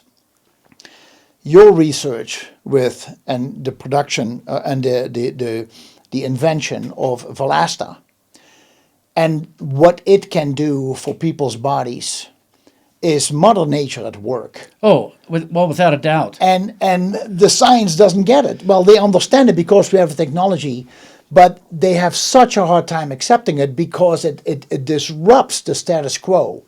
And therefore, I tell people, when the doctor tells you, when you're diagnosed with a terminal disease such as with yourself, you have anywhere from 10 minutes to 10 years to live. Number one, I think it is evil that any doctor tells a patient that you have 3 months to live or 6 months to live. It's actually a game that they play. I was told it once by an oncologist. They said, when we are diagnosing somebody with a cancer, we're talking amongst each other and say, what do you think, 6 months? You think we're going to beat the cancer? Or, I mean, is the cancer going to come first, or is the treatment going to kill him eventually? It is kind of a game. Of course, anybody listening right now, medical doctor would say that's a lie, but I was told this by a cancer doctor. When you look at when a doctor tells you you only have 3 months to live or 6 months to live, you're not going to make Christmas. To me, that's absolutely wrong because it does something to your brain. But when a doctor indeed tells you, a medical doctor says, there is nothing else I can do for you, I think the emphasis in the sentence is wrong. He or she should say, there is nothing else I can do for you. And look outside my parameter, look at the rest of the pizza and find out where there is an alternative therapy, because it is out there. But my hands are tied. I cannot, if I slip outside this boundary, they could take my license away. I'm out of a job. I don't know what to do. So I literally have to follow protocols, and the protocols are incomplete. And I feel that because the protocols are incomplete, but because they're so pushing so hard their methodology, and now these days almost every other commercial on TV is about some medication that is by doctors recommended. All of a sudden they're advertising much more for their products, and we don't see the results. Mother Nature doesn't fail. It has the answers, like you discovered with the algae. Your research, that's why I said in the beginning, you were born at the right time, at the right place. You had to be this one person who said, wait a second, let's find out in Mother Nature who doesn't have cancer. And you find out these 5 animals. And then you start researching what is in common in these animals. And you notice it was astaxanthin. And then you say, wait a second, let's work with this. Why not? You had no idea what kind of a... Oh, I was pinched. Yeah, totally. I had no other direction. I could either go up or I could go down. Yeah. I couldn't go forward anymore. I was pinched. Yeah. Why that happens, why God puts us in that position, but he does all through history. Everybody who makes a change gets pinched to move, to do something. For example, where did aspirin come from? Who invented aspirin? Bayer? White willow bark. But Bayer is the one who actually did it for economics. Yeah. Everything you just said, the common element is economics. It's the dollar. Bayer went to the Native Americans and saw them chewing on a willow twig to cure headaches. He, as a chemist, got the willow twigs, took them back, and boiled them. And the acetylsalicylic acid dissolved in the water. He evaporated the water, and he ends up with this white powder, concentrated aspirin. That's how it happened. It came from the Native Americans. I see. And what they got in nature. God gave us everything in nature to solve anything that's going to happen to us. That's right. We just have to be able to seek. But I got to tell you, with what my career was before, if I didn't get sick, we wouldn't be having this conversation. I was put in a very, very tough position. Yeah. And I had all the tools in the toolbox. I just had to use them. I could figure this out. I figured out much more difficult things. I caught a bullet with the ballistic material that I developed. I I developed artificial oxygen, artificial blood, it's now used on the military. It has no shelf life. Keeps the blood pressure up.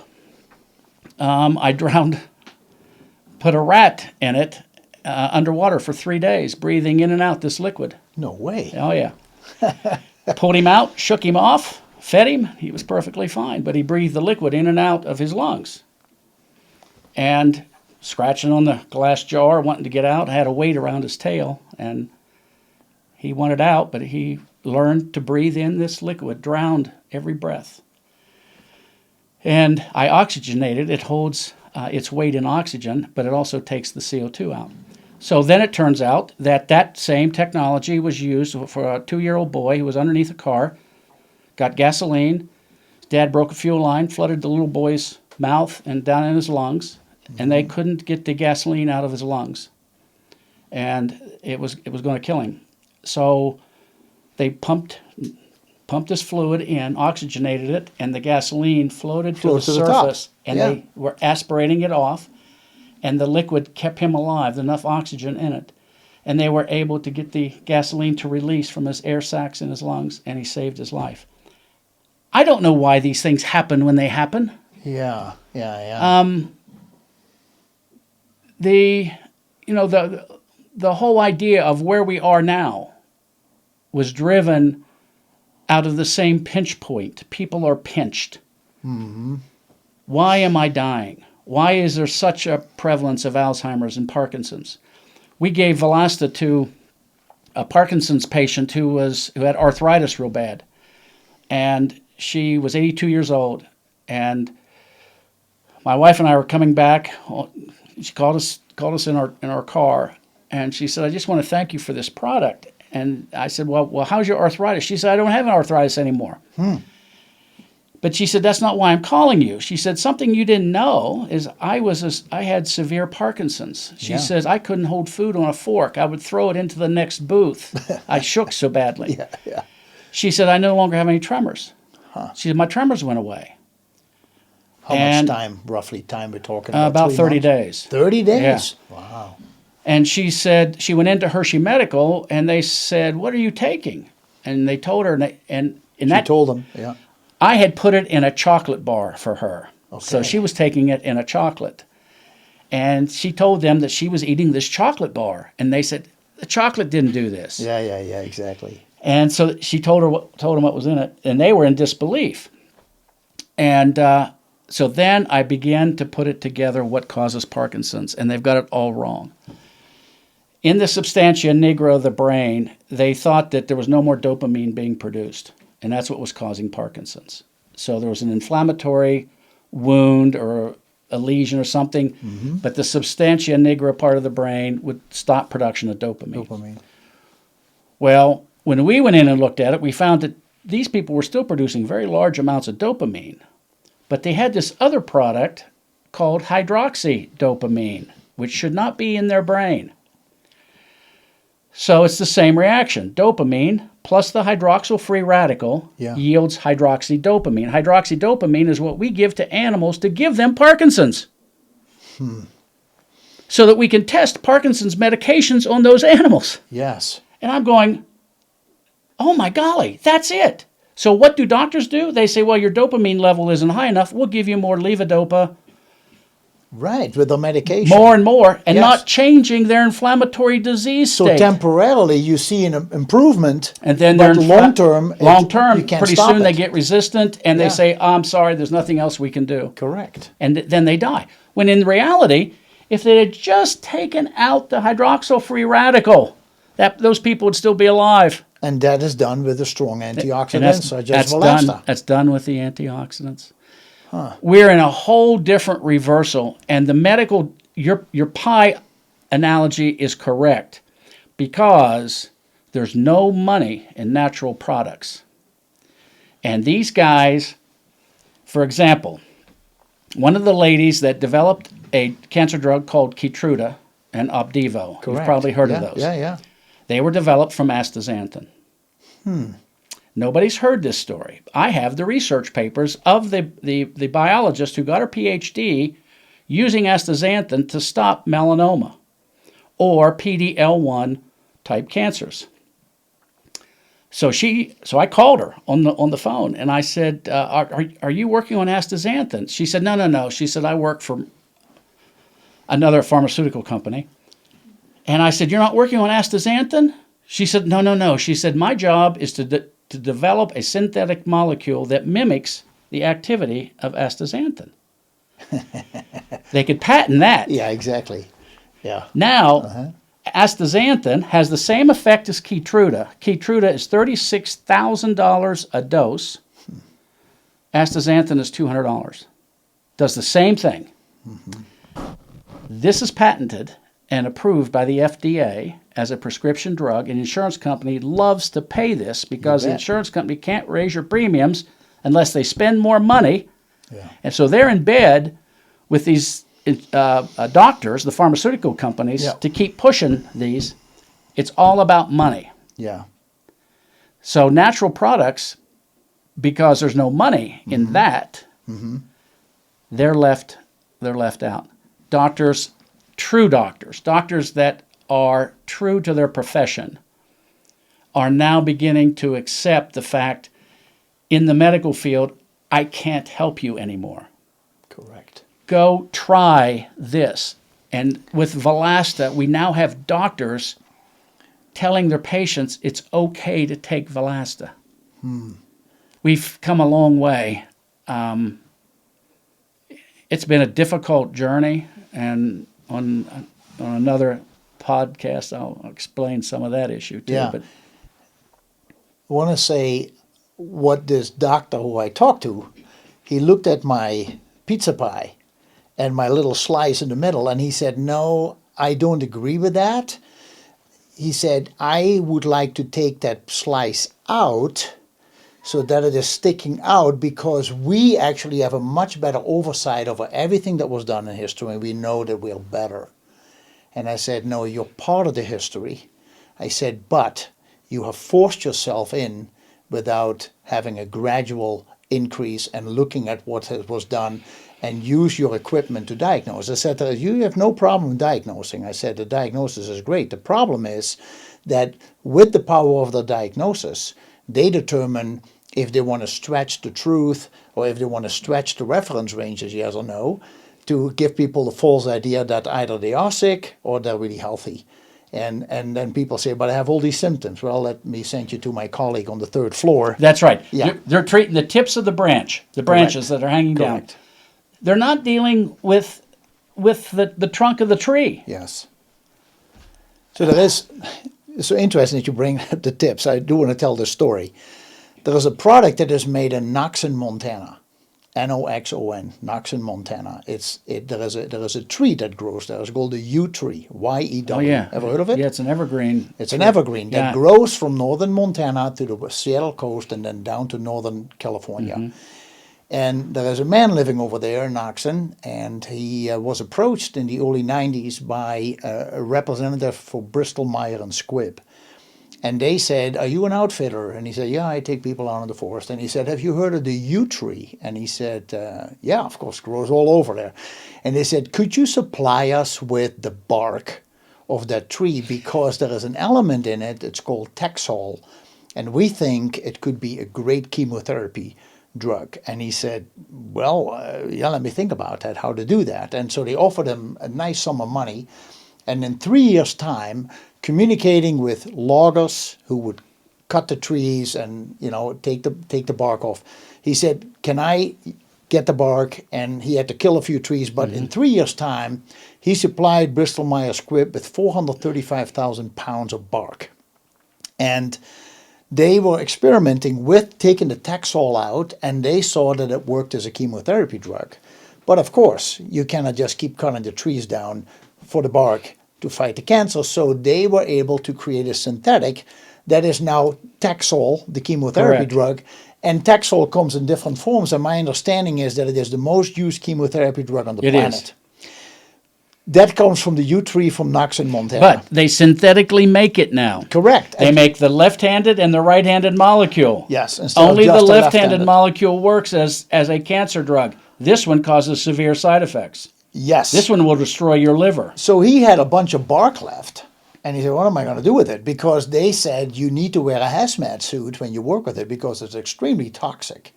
But there are different yew trees. There is a Japanese yew, there is a Canadian one, a Russian yew, and then there is the Pacific yew. And the Pacific yew is actually the only one that is non-toxic. The Japanese yew, this man himself planted a Japanese yew, and only the white-tailed deer is non-allergic to it. So other deer can eat it and die. So they stay away from that. But he had all this bark left over, and he decided to take it to a cancer clinic down in Tijuana, Mexico. They ground it up and they made a tea out of it. Mm-hmm. And within 2 weeks, everybody was feeling better. Mm-hmm. And so they asked for more, so he sent more. And then eventually the lady who was running the clinic, she said, I want to come up to Montana. I checked his outfit. So she came up here and she said, why do you cut the bark? And he said, because that's what they told me to do. And she says, I wonder if we could save the tree by just cut the tips off. She said, I want to see what's actually in the tip. And so from that moment on, the researchers, they found out that in the tip was all kinds of taxanes, so Taxol, taxanes, but there was also B12 in it, which you don't expect in a plant. But that's in the growing side of the stems. There you go, and that's where the tips are. That's what it's needed. So now all he does, he cuts the tip off, and he has a beautiful system where he goes through certain areas, and he never kills a tree. He never cuts one tree down all the way. He only works in certain areas of the tree, maybe a fourth or a fifth. If you notice, on the yew tree, there's no pine beetles. There's no pesticides. Interesting. The reason is the toxaphene is a natural pesticide. Mm-hmm. Olives have the same thing. Don't ever eat an olive off of a tree. It will kill you.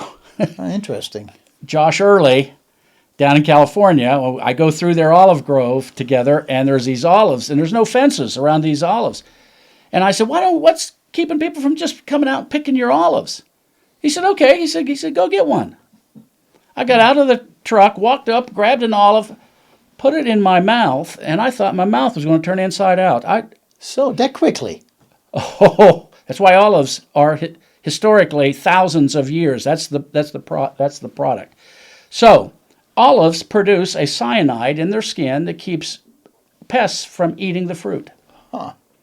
So the yew tree, and so do some pine trees, generate these compounds as protection against pests. It's their defense mechanism, mm-hmm. and toxaphene is one of them, and it's concentrated in the yew tree. Mm. You can use the bark. You can also use the inside lining, the live part that is called the phloem or the xylem part of the tree. Okay. And you just boil it. Now, the reason he got such success in Mexico was that he's only dealing with, because it's a live product, he's only dealing with the left-hand molecule. Mm-hmm. The right-hand molecule in the human being is bad news. Native Americans knew this. They knew that their medicines had to come from living things. Current medicine says we're going to make it synthetically because our arrogance says we're better and we know how to do this in a much more concentrated form. But we're going to make a toxic side component, but we're not going to remove it. And that's just going to make people sicker with another prescription that will feed them later. Oh, yes. So they continue their monetary cycle as they go through that. Yeah. This whole program is demonic when you start looking at it. And it's all driven by the dollar. It is. What's your insight in what happened during the COVID years? I know exactly what happened.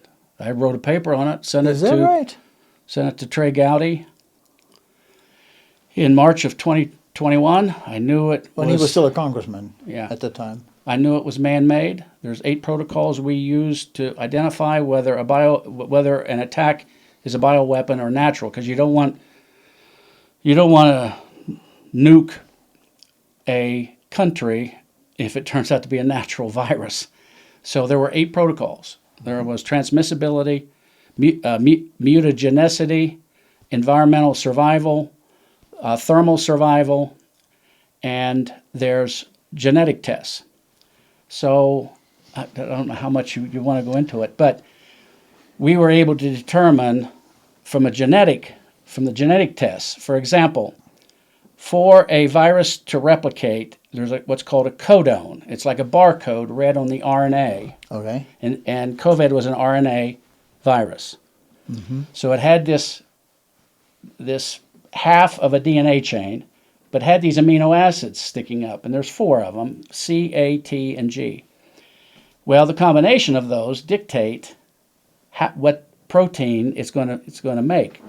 So in genetics, 3 of them is called a codon. So the ribosome comes down, grabs those 3.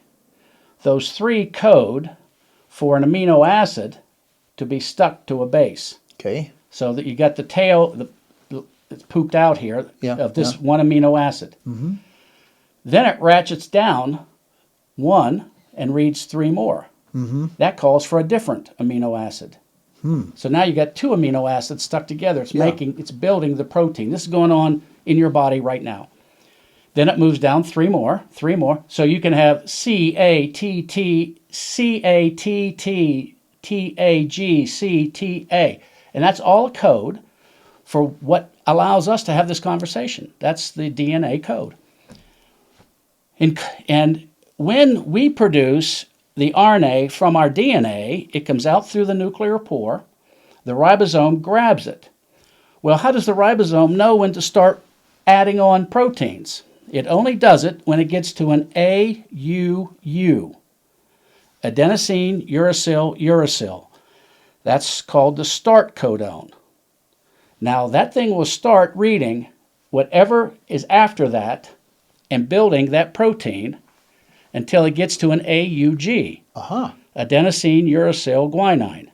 Then it will stop, and that protein will fly off. Like if it made insulin, it now flies off, it gets refolded, and that's how we end up with insulin.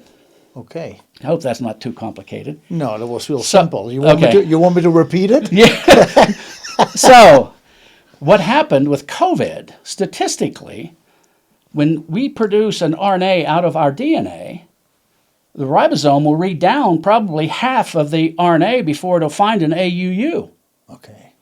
Statistically. Much quicker. Yeah, well, statistically, it has to find it. In no case is AUU the first 3 on the RNA. Because there's 1 million of these things sticking up. The odds are 1 in 1 million that the AUU would be stuck at the very beginning. COVID is perfectly sized. AUU is the start codon. The only way that can happen is by cause. I see. And cause can only be by design. So COVID, we knew, was man-made. And it was so compact, they didn't waste any space. Their arrogance and their ability to use CRISPR technology to make the COVID virus was their giveaway, because we now knew it was man-made. I see. They probably hadn't thought about that. They thought they were being beautiful Really scientists, smart, yes. really smart. Yeah. We got it in a compact space. It's going to be, aerosolized. You're going to be able to get it in a very small structure that'll go into the nasal passages, airborne. And in bioweapons design, those are all things we looked at. Yeah. Yeah. And so that's how we knew that it was man-made. And I knew about WuHan. I wasn't in the same section of what it was. But what happened, the 2 doctors that worked on it got contaminated. And in China, every night you would go to the meat market and pick out what you're going to have for supper that night. And you take it home in a plastic bag. It's just what they did. So this meat market is just down from Wuhan laboratory, because all the scientists that would leave would go there, get their food, and then go home. Yeah.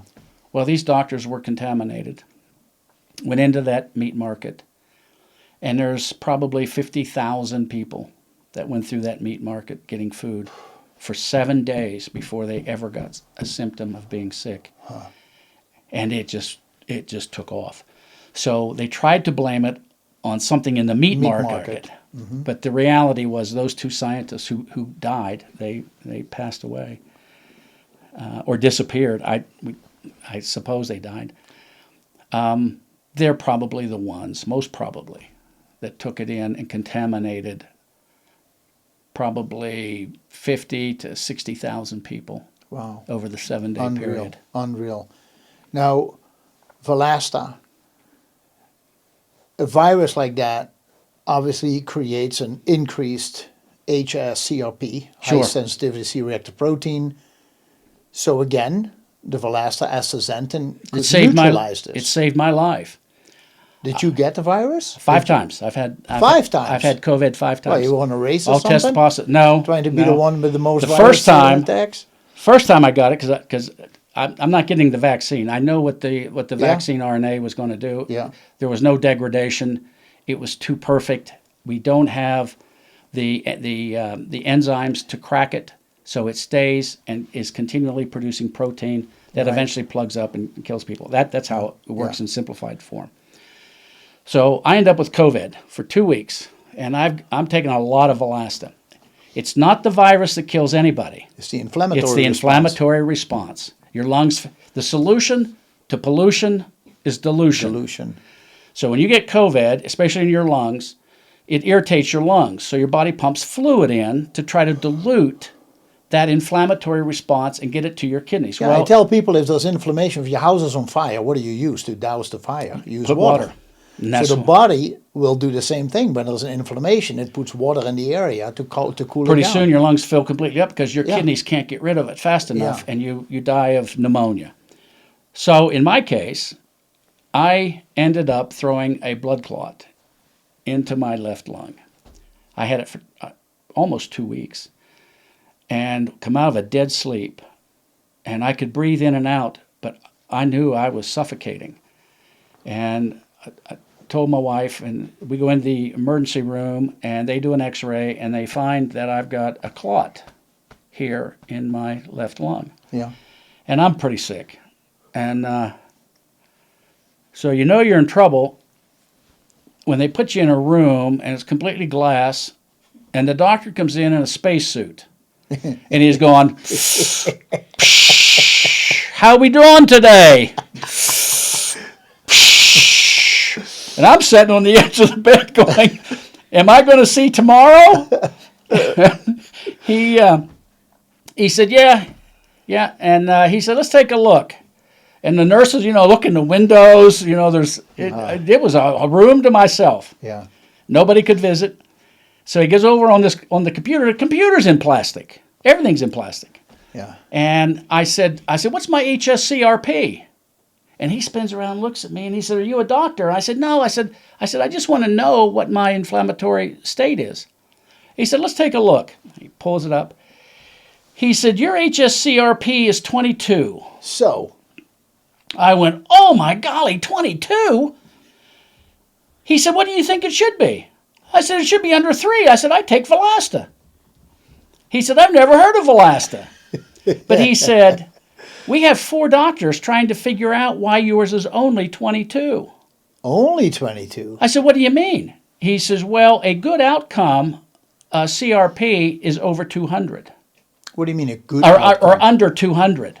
No way. When people have COVID. When people have COVID. So? He said, "A bad outcome is if you have a CRP over 500. You're not going to survive." They're using that as to determine I'll be darned. The degree of inflammation from that virus. Yeah.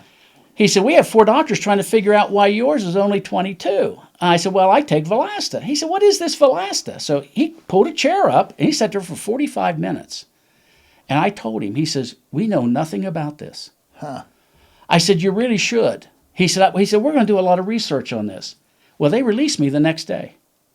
Now, they put me on heparin to dissolve that clot. Yeah. And it did. About 6 months later, I guess, I end up with COVID again. Huh.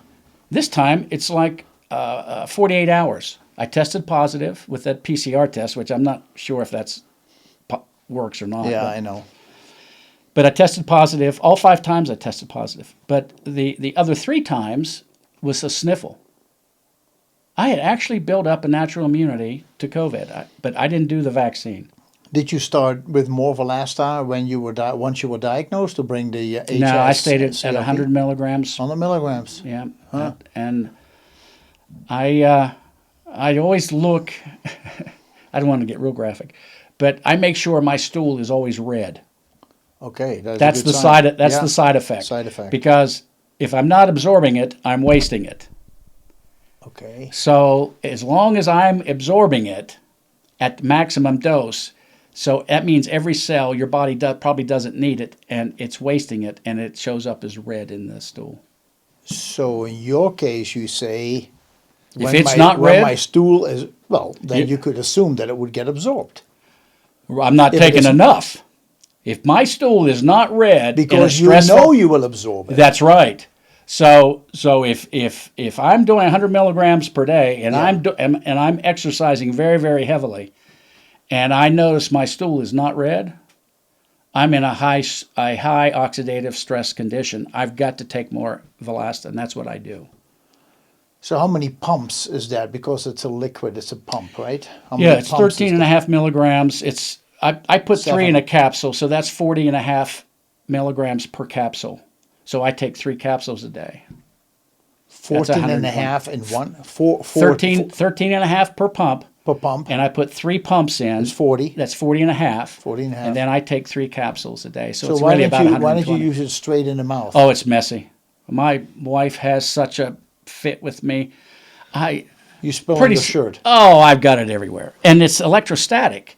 So if you get a little bit on your fingertip, pretty soon it's on the ceiling of your room, it's on your clothes, it's all over your face.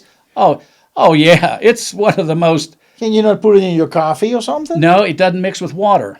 It doesn't mix with because it has olive oil in it. Well, it's lipid soluble. Okay. So that's why we encapsulate it in a lipid, a glucosidic astaxanthin encapsulated into a lipid droplet. It has to be in the olive oil. Okay. So that way it gets past your stomach acid and into your small bowel and gets readily absorbed through your small bowel. Huh. So how big are the capsules? Is that number 3 size or so? I think they're double-aught, if I'm not mistaken. Double-aught? You can fit 3 pumps in one double-aught? Actually, in the bottom of it, yeah. Oh, that is, wow, that's interesting. Super duper, and, my and, goodness. and then we snap the capsules together. But I've had some messes that I've lost clothes. I said it's just not worth getting it out because it's so electrostatic. It is. Anybody that's been affiliated with the liquid astaxanthin knows if you get a little bit on your finger, pretty soon it's completely around in your house. So it's no matter, even if you get close to it, it seems like it jumps over onto the wall or something. But I've had it all over my face. A business partner of mine, he started out, he cut down some trees in my backyard. And we were making this in my garage in my house under a cottage rules. And I came out to see how he was doing. And he come running up to me and grabbed me by my face. And he said, "Oh my golly," he said, "You're bleeding, you're bleeding." He said, "What happened?" I said, "I'm not bleeding." He said, "You are. You got red all the way down the side of your head." Yeah. I said, No, that's astaxanthin. And he said, "What are you doing in there?" Yeah. And I told him, well, the next thing, he invests in the company, and he ended up being a shareholder in the company. But his first reflex was, "Oh my golly, you're bleeding to death. You've got to clear down the side of your face." But if you get it on you, hydrogen peroxide will take it off. Okay. So you 35% or 3%, 3%. 3% will do it. 35 will definitely do it. Yeah. But hydrogen peroxide is a free radical generator. So if you want to change the color of a carotenoid, add free radicals to it, and it'll change the double bonds of the astaxanthin, and the color goes away. Huh. If people just get the idea that the hs-CRP is probably the most important test, and doctors don't run it, you have to go to your doctor and insist that he run it. Yeah. And he's going to say, no, we're not going to run it. No, we don't do that anymore. Because they can't treat to it. Correct. That's the reason they don't want to run it, and they don't want to be embarrassed. And so I tell people, your doctor works for you. You do not work for your doctor. Yes. And you tell him, if you're not going to run these tests, then I need to know who your boss is so I can tell him that you're not meeting my requirements. People don't have that gumption to do that. But that's what needs to be done. And they're stuck in their protocols. And when you come up with these differences or better solutions, they don't want to hear it because it's going to take money out of their paycheck. It does. It does. Follow the money. You know, I totally enjoy talking to you because there is so much knowledge and wisdom and what you have learned with your science background, and then because of your own personal story, you had to invent, you had to create something, and you found Mother Nature gave it to you, but you had to make it in a form that is applicable on a daily basis. Velasta is that product. It is not multi-level. I want people to understand it's not multi-level marketing, but can you get it in any health food store, or how is it available? There's some health food stores that do. Montana Harvest, for example, in Billings has it. The primary way that people are getting it is direct order over the internet. Over the internet. Go to velasta.net, and we have free consulting. We have nurses on staff, and they can work you through this. Velasta.net. There you go. People are looking for hope, and you hit on that in the very first part of this. That when the doctor tells them that bad news, it's like the drain is pulled and everything flushes out. There's no reason to go on. I've lost. No, only God knows when you're going to go. Yeah. And there is still hope. It ain't over till it's over. Yeah. And some of the testimonials still make the hair stand up on my arm. And I could show you pictures of people where tumors actually, inflammatory breast tumor, came out of a lady out of her left arm, and she had a big lump there. Yeah. And we put her on it. The doctor wouldn't do surgery to remove it because it had infiltrated the main nerve from her back down her arm, and he would paralyze her in the surgery in trying to get that out. So he wouldn't do surgery, told her there was nothing they could do. So she contacted me, and we put her on a very high dose of this, and about 500 milligrams. And they had only given her 2 to 4 months to live. And she said, now how is this going to get out of there? I said, your white blood cells are going to push it out. Your skin's going to open up, and it's going to be like giving birth. This thing is going to come out. Right. And I said, it's going to look like hamburger. There's going to be a lot of blood behind it. Yeah. And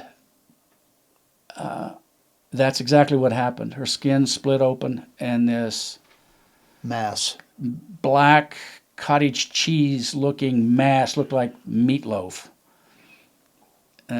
came out. It had disengaged from her nerve. She retained all of her nerve in her arm. Unreal. And this thing fell off through the night. She had a towel underneath it, and it fell off. And she had some pretty nasty scars and But they heal up. a very large skin flap Yeah. that had to be surgically reattached. And her cancer went away.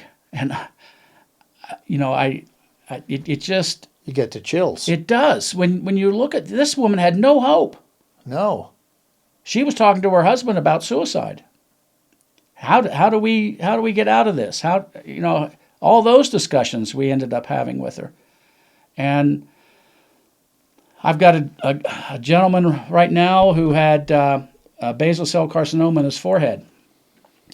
And he's 82 years old.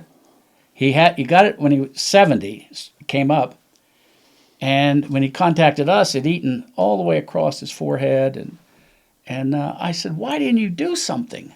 Yeah. Because it eaten all. You could see a skull, the white part of his bone of his skull. Oh, boy. And I said, why didn't you do something? He said, well, I was 70. He said, I didn't think I'd live this long. I'm going, that's really not a good excuse. No. So we put it on topically, Yeah. and he took it orally. Mm-hmm. And it completely scabbed over, turned black, necrotic, Yeah. healed over. Now, he has a pretty nasty scar there, but no Mohs surgery. It completely healed up. I've got another gentleman in his 80s up in Oregon. He was estranged from his family, hadn't seen his grandchildren, hadn't seen his own children for 20 years. He's got men, 30% of breast cancers are men, by the way. Correct. Yeah, that's right. So he had breast cancer, and it was pretty massive. It had come out. It was all through his chest cavity, gotten into the muscle, and they had sent him home with hospice. Oh. And he contacted me, and we ended up putting it topically there too, and he was taking it orally. And in a little less than 60 days, I don't know the exact number of days, but it completely scabbed over and healed over. And the doctor, he had no cancer. The doctor called it a miraculous remission. And he told him that he had taken Vilasta, he said, nah, he said, that's not I don't want to hear this. about it. Yeah. Yeah. So he now is cancer-free. We had several discussions that he needs to get his life in order. You're not going to live forever. Mm-hmm. And he ends up reconciling with his son. And over the next year and a half, he got to know his grandchildren. Mm-hmm. They came for his birthday party. It was on a Saturday. And he runs around the house with them, playing with them, goes to bed that night and dies in his sleep. So. But he was totally reconciled. So when people ask me, why do things happen? Yeah. I don't question it anymore. I don't know why things happen the way they happen. Yeah. But they do. And when you see this, it really shows itself when you lay in bed at night and it's dark and you know all this is going to end. Our absolute existence is going to change dramatically. Mm-hmm. And nobody's getting out of here alive. Mm-hmm. Correct. We better figure it out for the long haul. And if you don't, this life wasn't worth living. Yeah. And as I told people, we all deserve to live a long quality of life and die a short death instead of a short quality of life and die a long death. But too many it's all about quality. It is all about quality. Thank you, Sam. Yeah. Thank you so for much. having me. You bet. So I really highly recommend everybody do a blood test on high sensitivity CRP, hs-CRP, C-reactive protein. And so as we've been learning today, that if it is above 3.0, you better do something about it because that could be the beginning of something really, really bad. The lower you can have it, for a long time it was used to be, they say, less than 2.0. Right. But definitely you want to be less than 3. So less than 3, but it's chronic in that 2 to 3. If you're chronically there or you're chronically over 3, there's a chance, the probability of getting a disease goes up. And so you recommend, especially if in doubt, test it every couple months. Yeah, at least quarterly. At least quarterly. Yeah, you don't want to wait a whole year because a lot of things can happen in a year. That's right. But I want to thank you for being here. I want to thank all of you for listening. This was a long podcast, but my goodness, what an information. You probably have to replay it and take notes this time to learn about that. But I would love to have Sam Shepard come back for another podcast. I don't know if we will be in the studio or if we do it over Zoom or one of those methods. But I appreciate all of you listening. And I do hope to see you again in another episode of Health in Focus with Jacobus. Have a great day. Thank you, Sam. Thank you so much, Frank. Fantastic. Visit healthinfocusnow.com.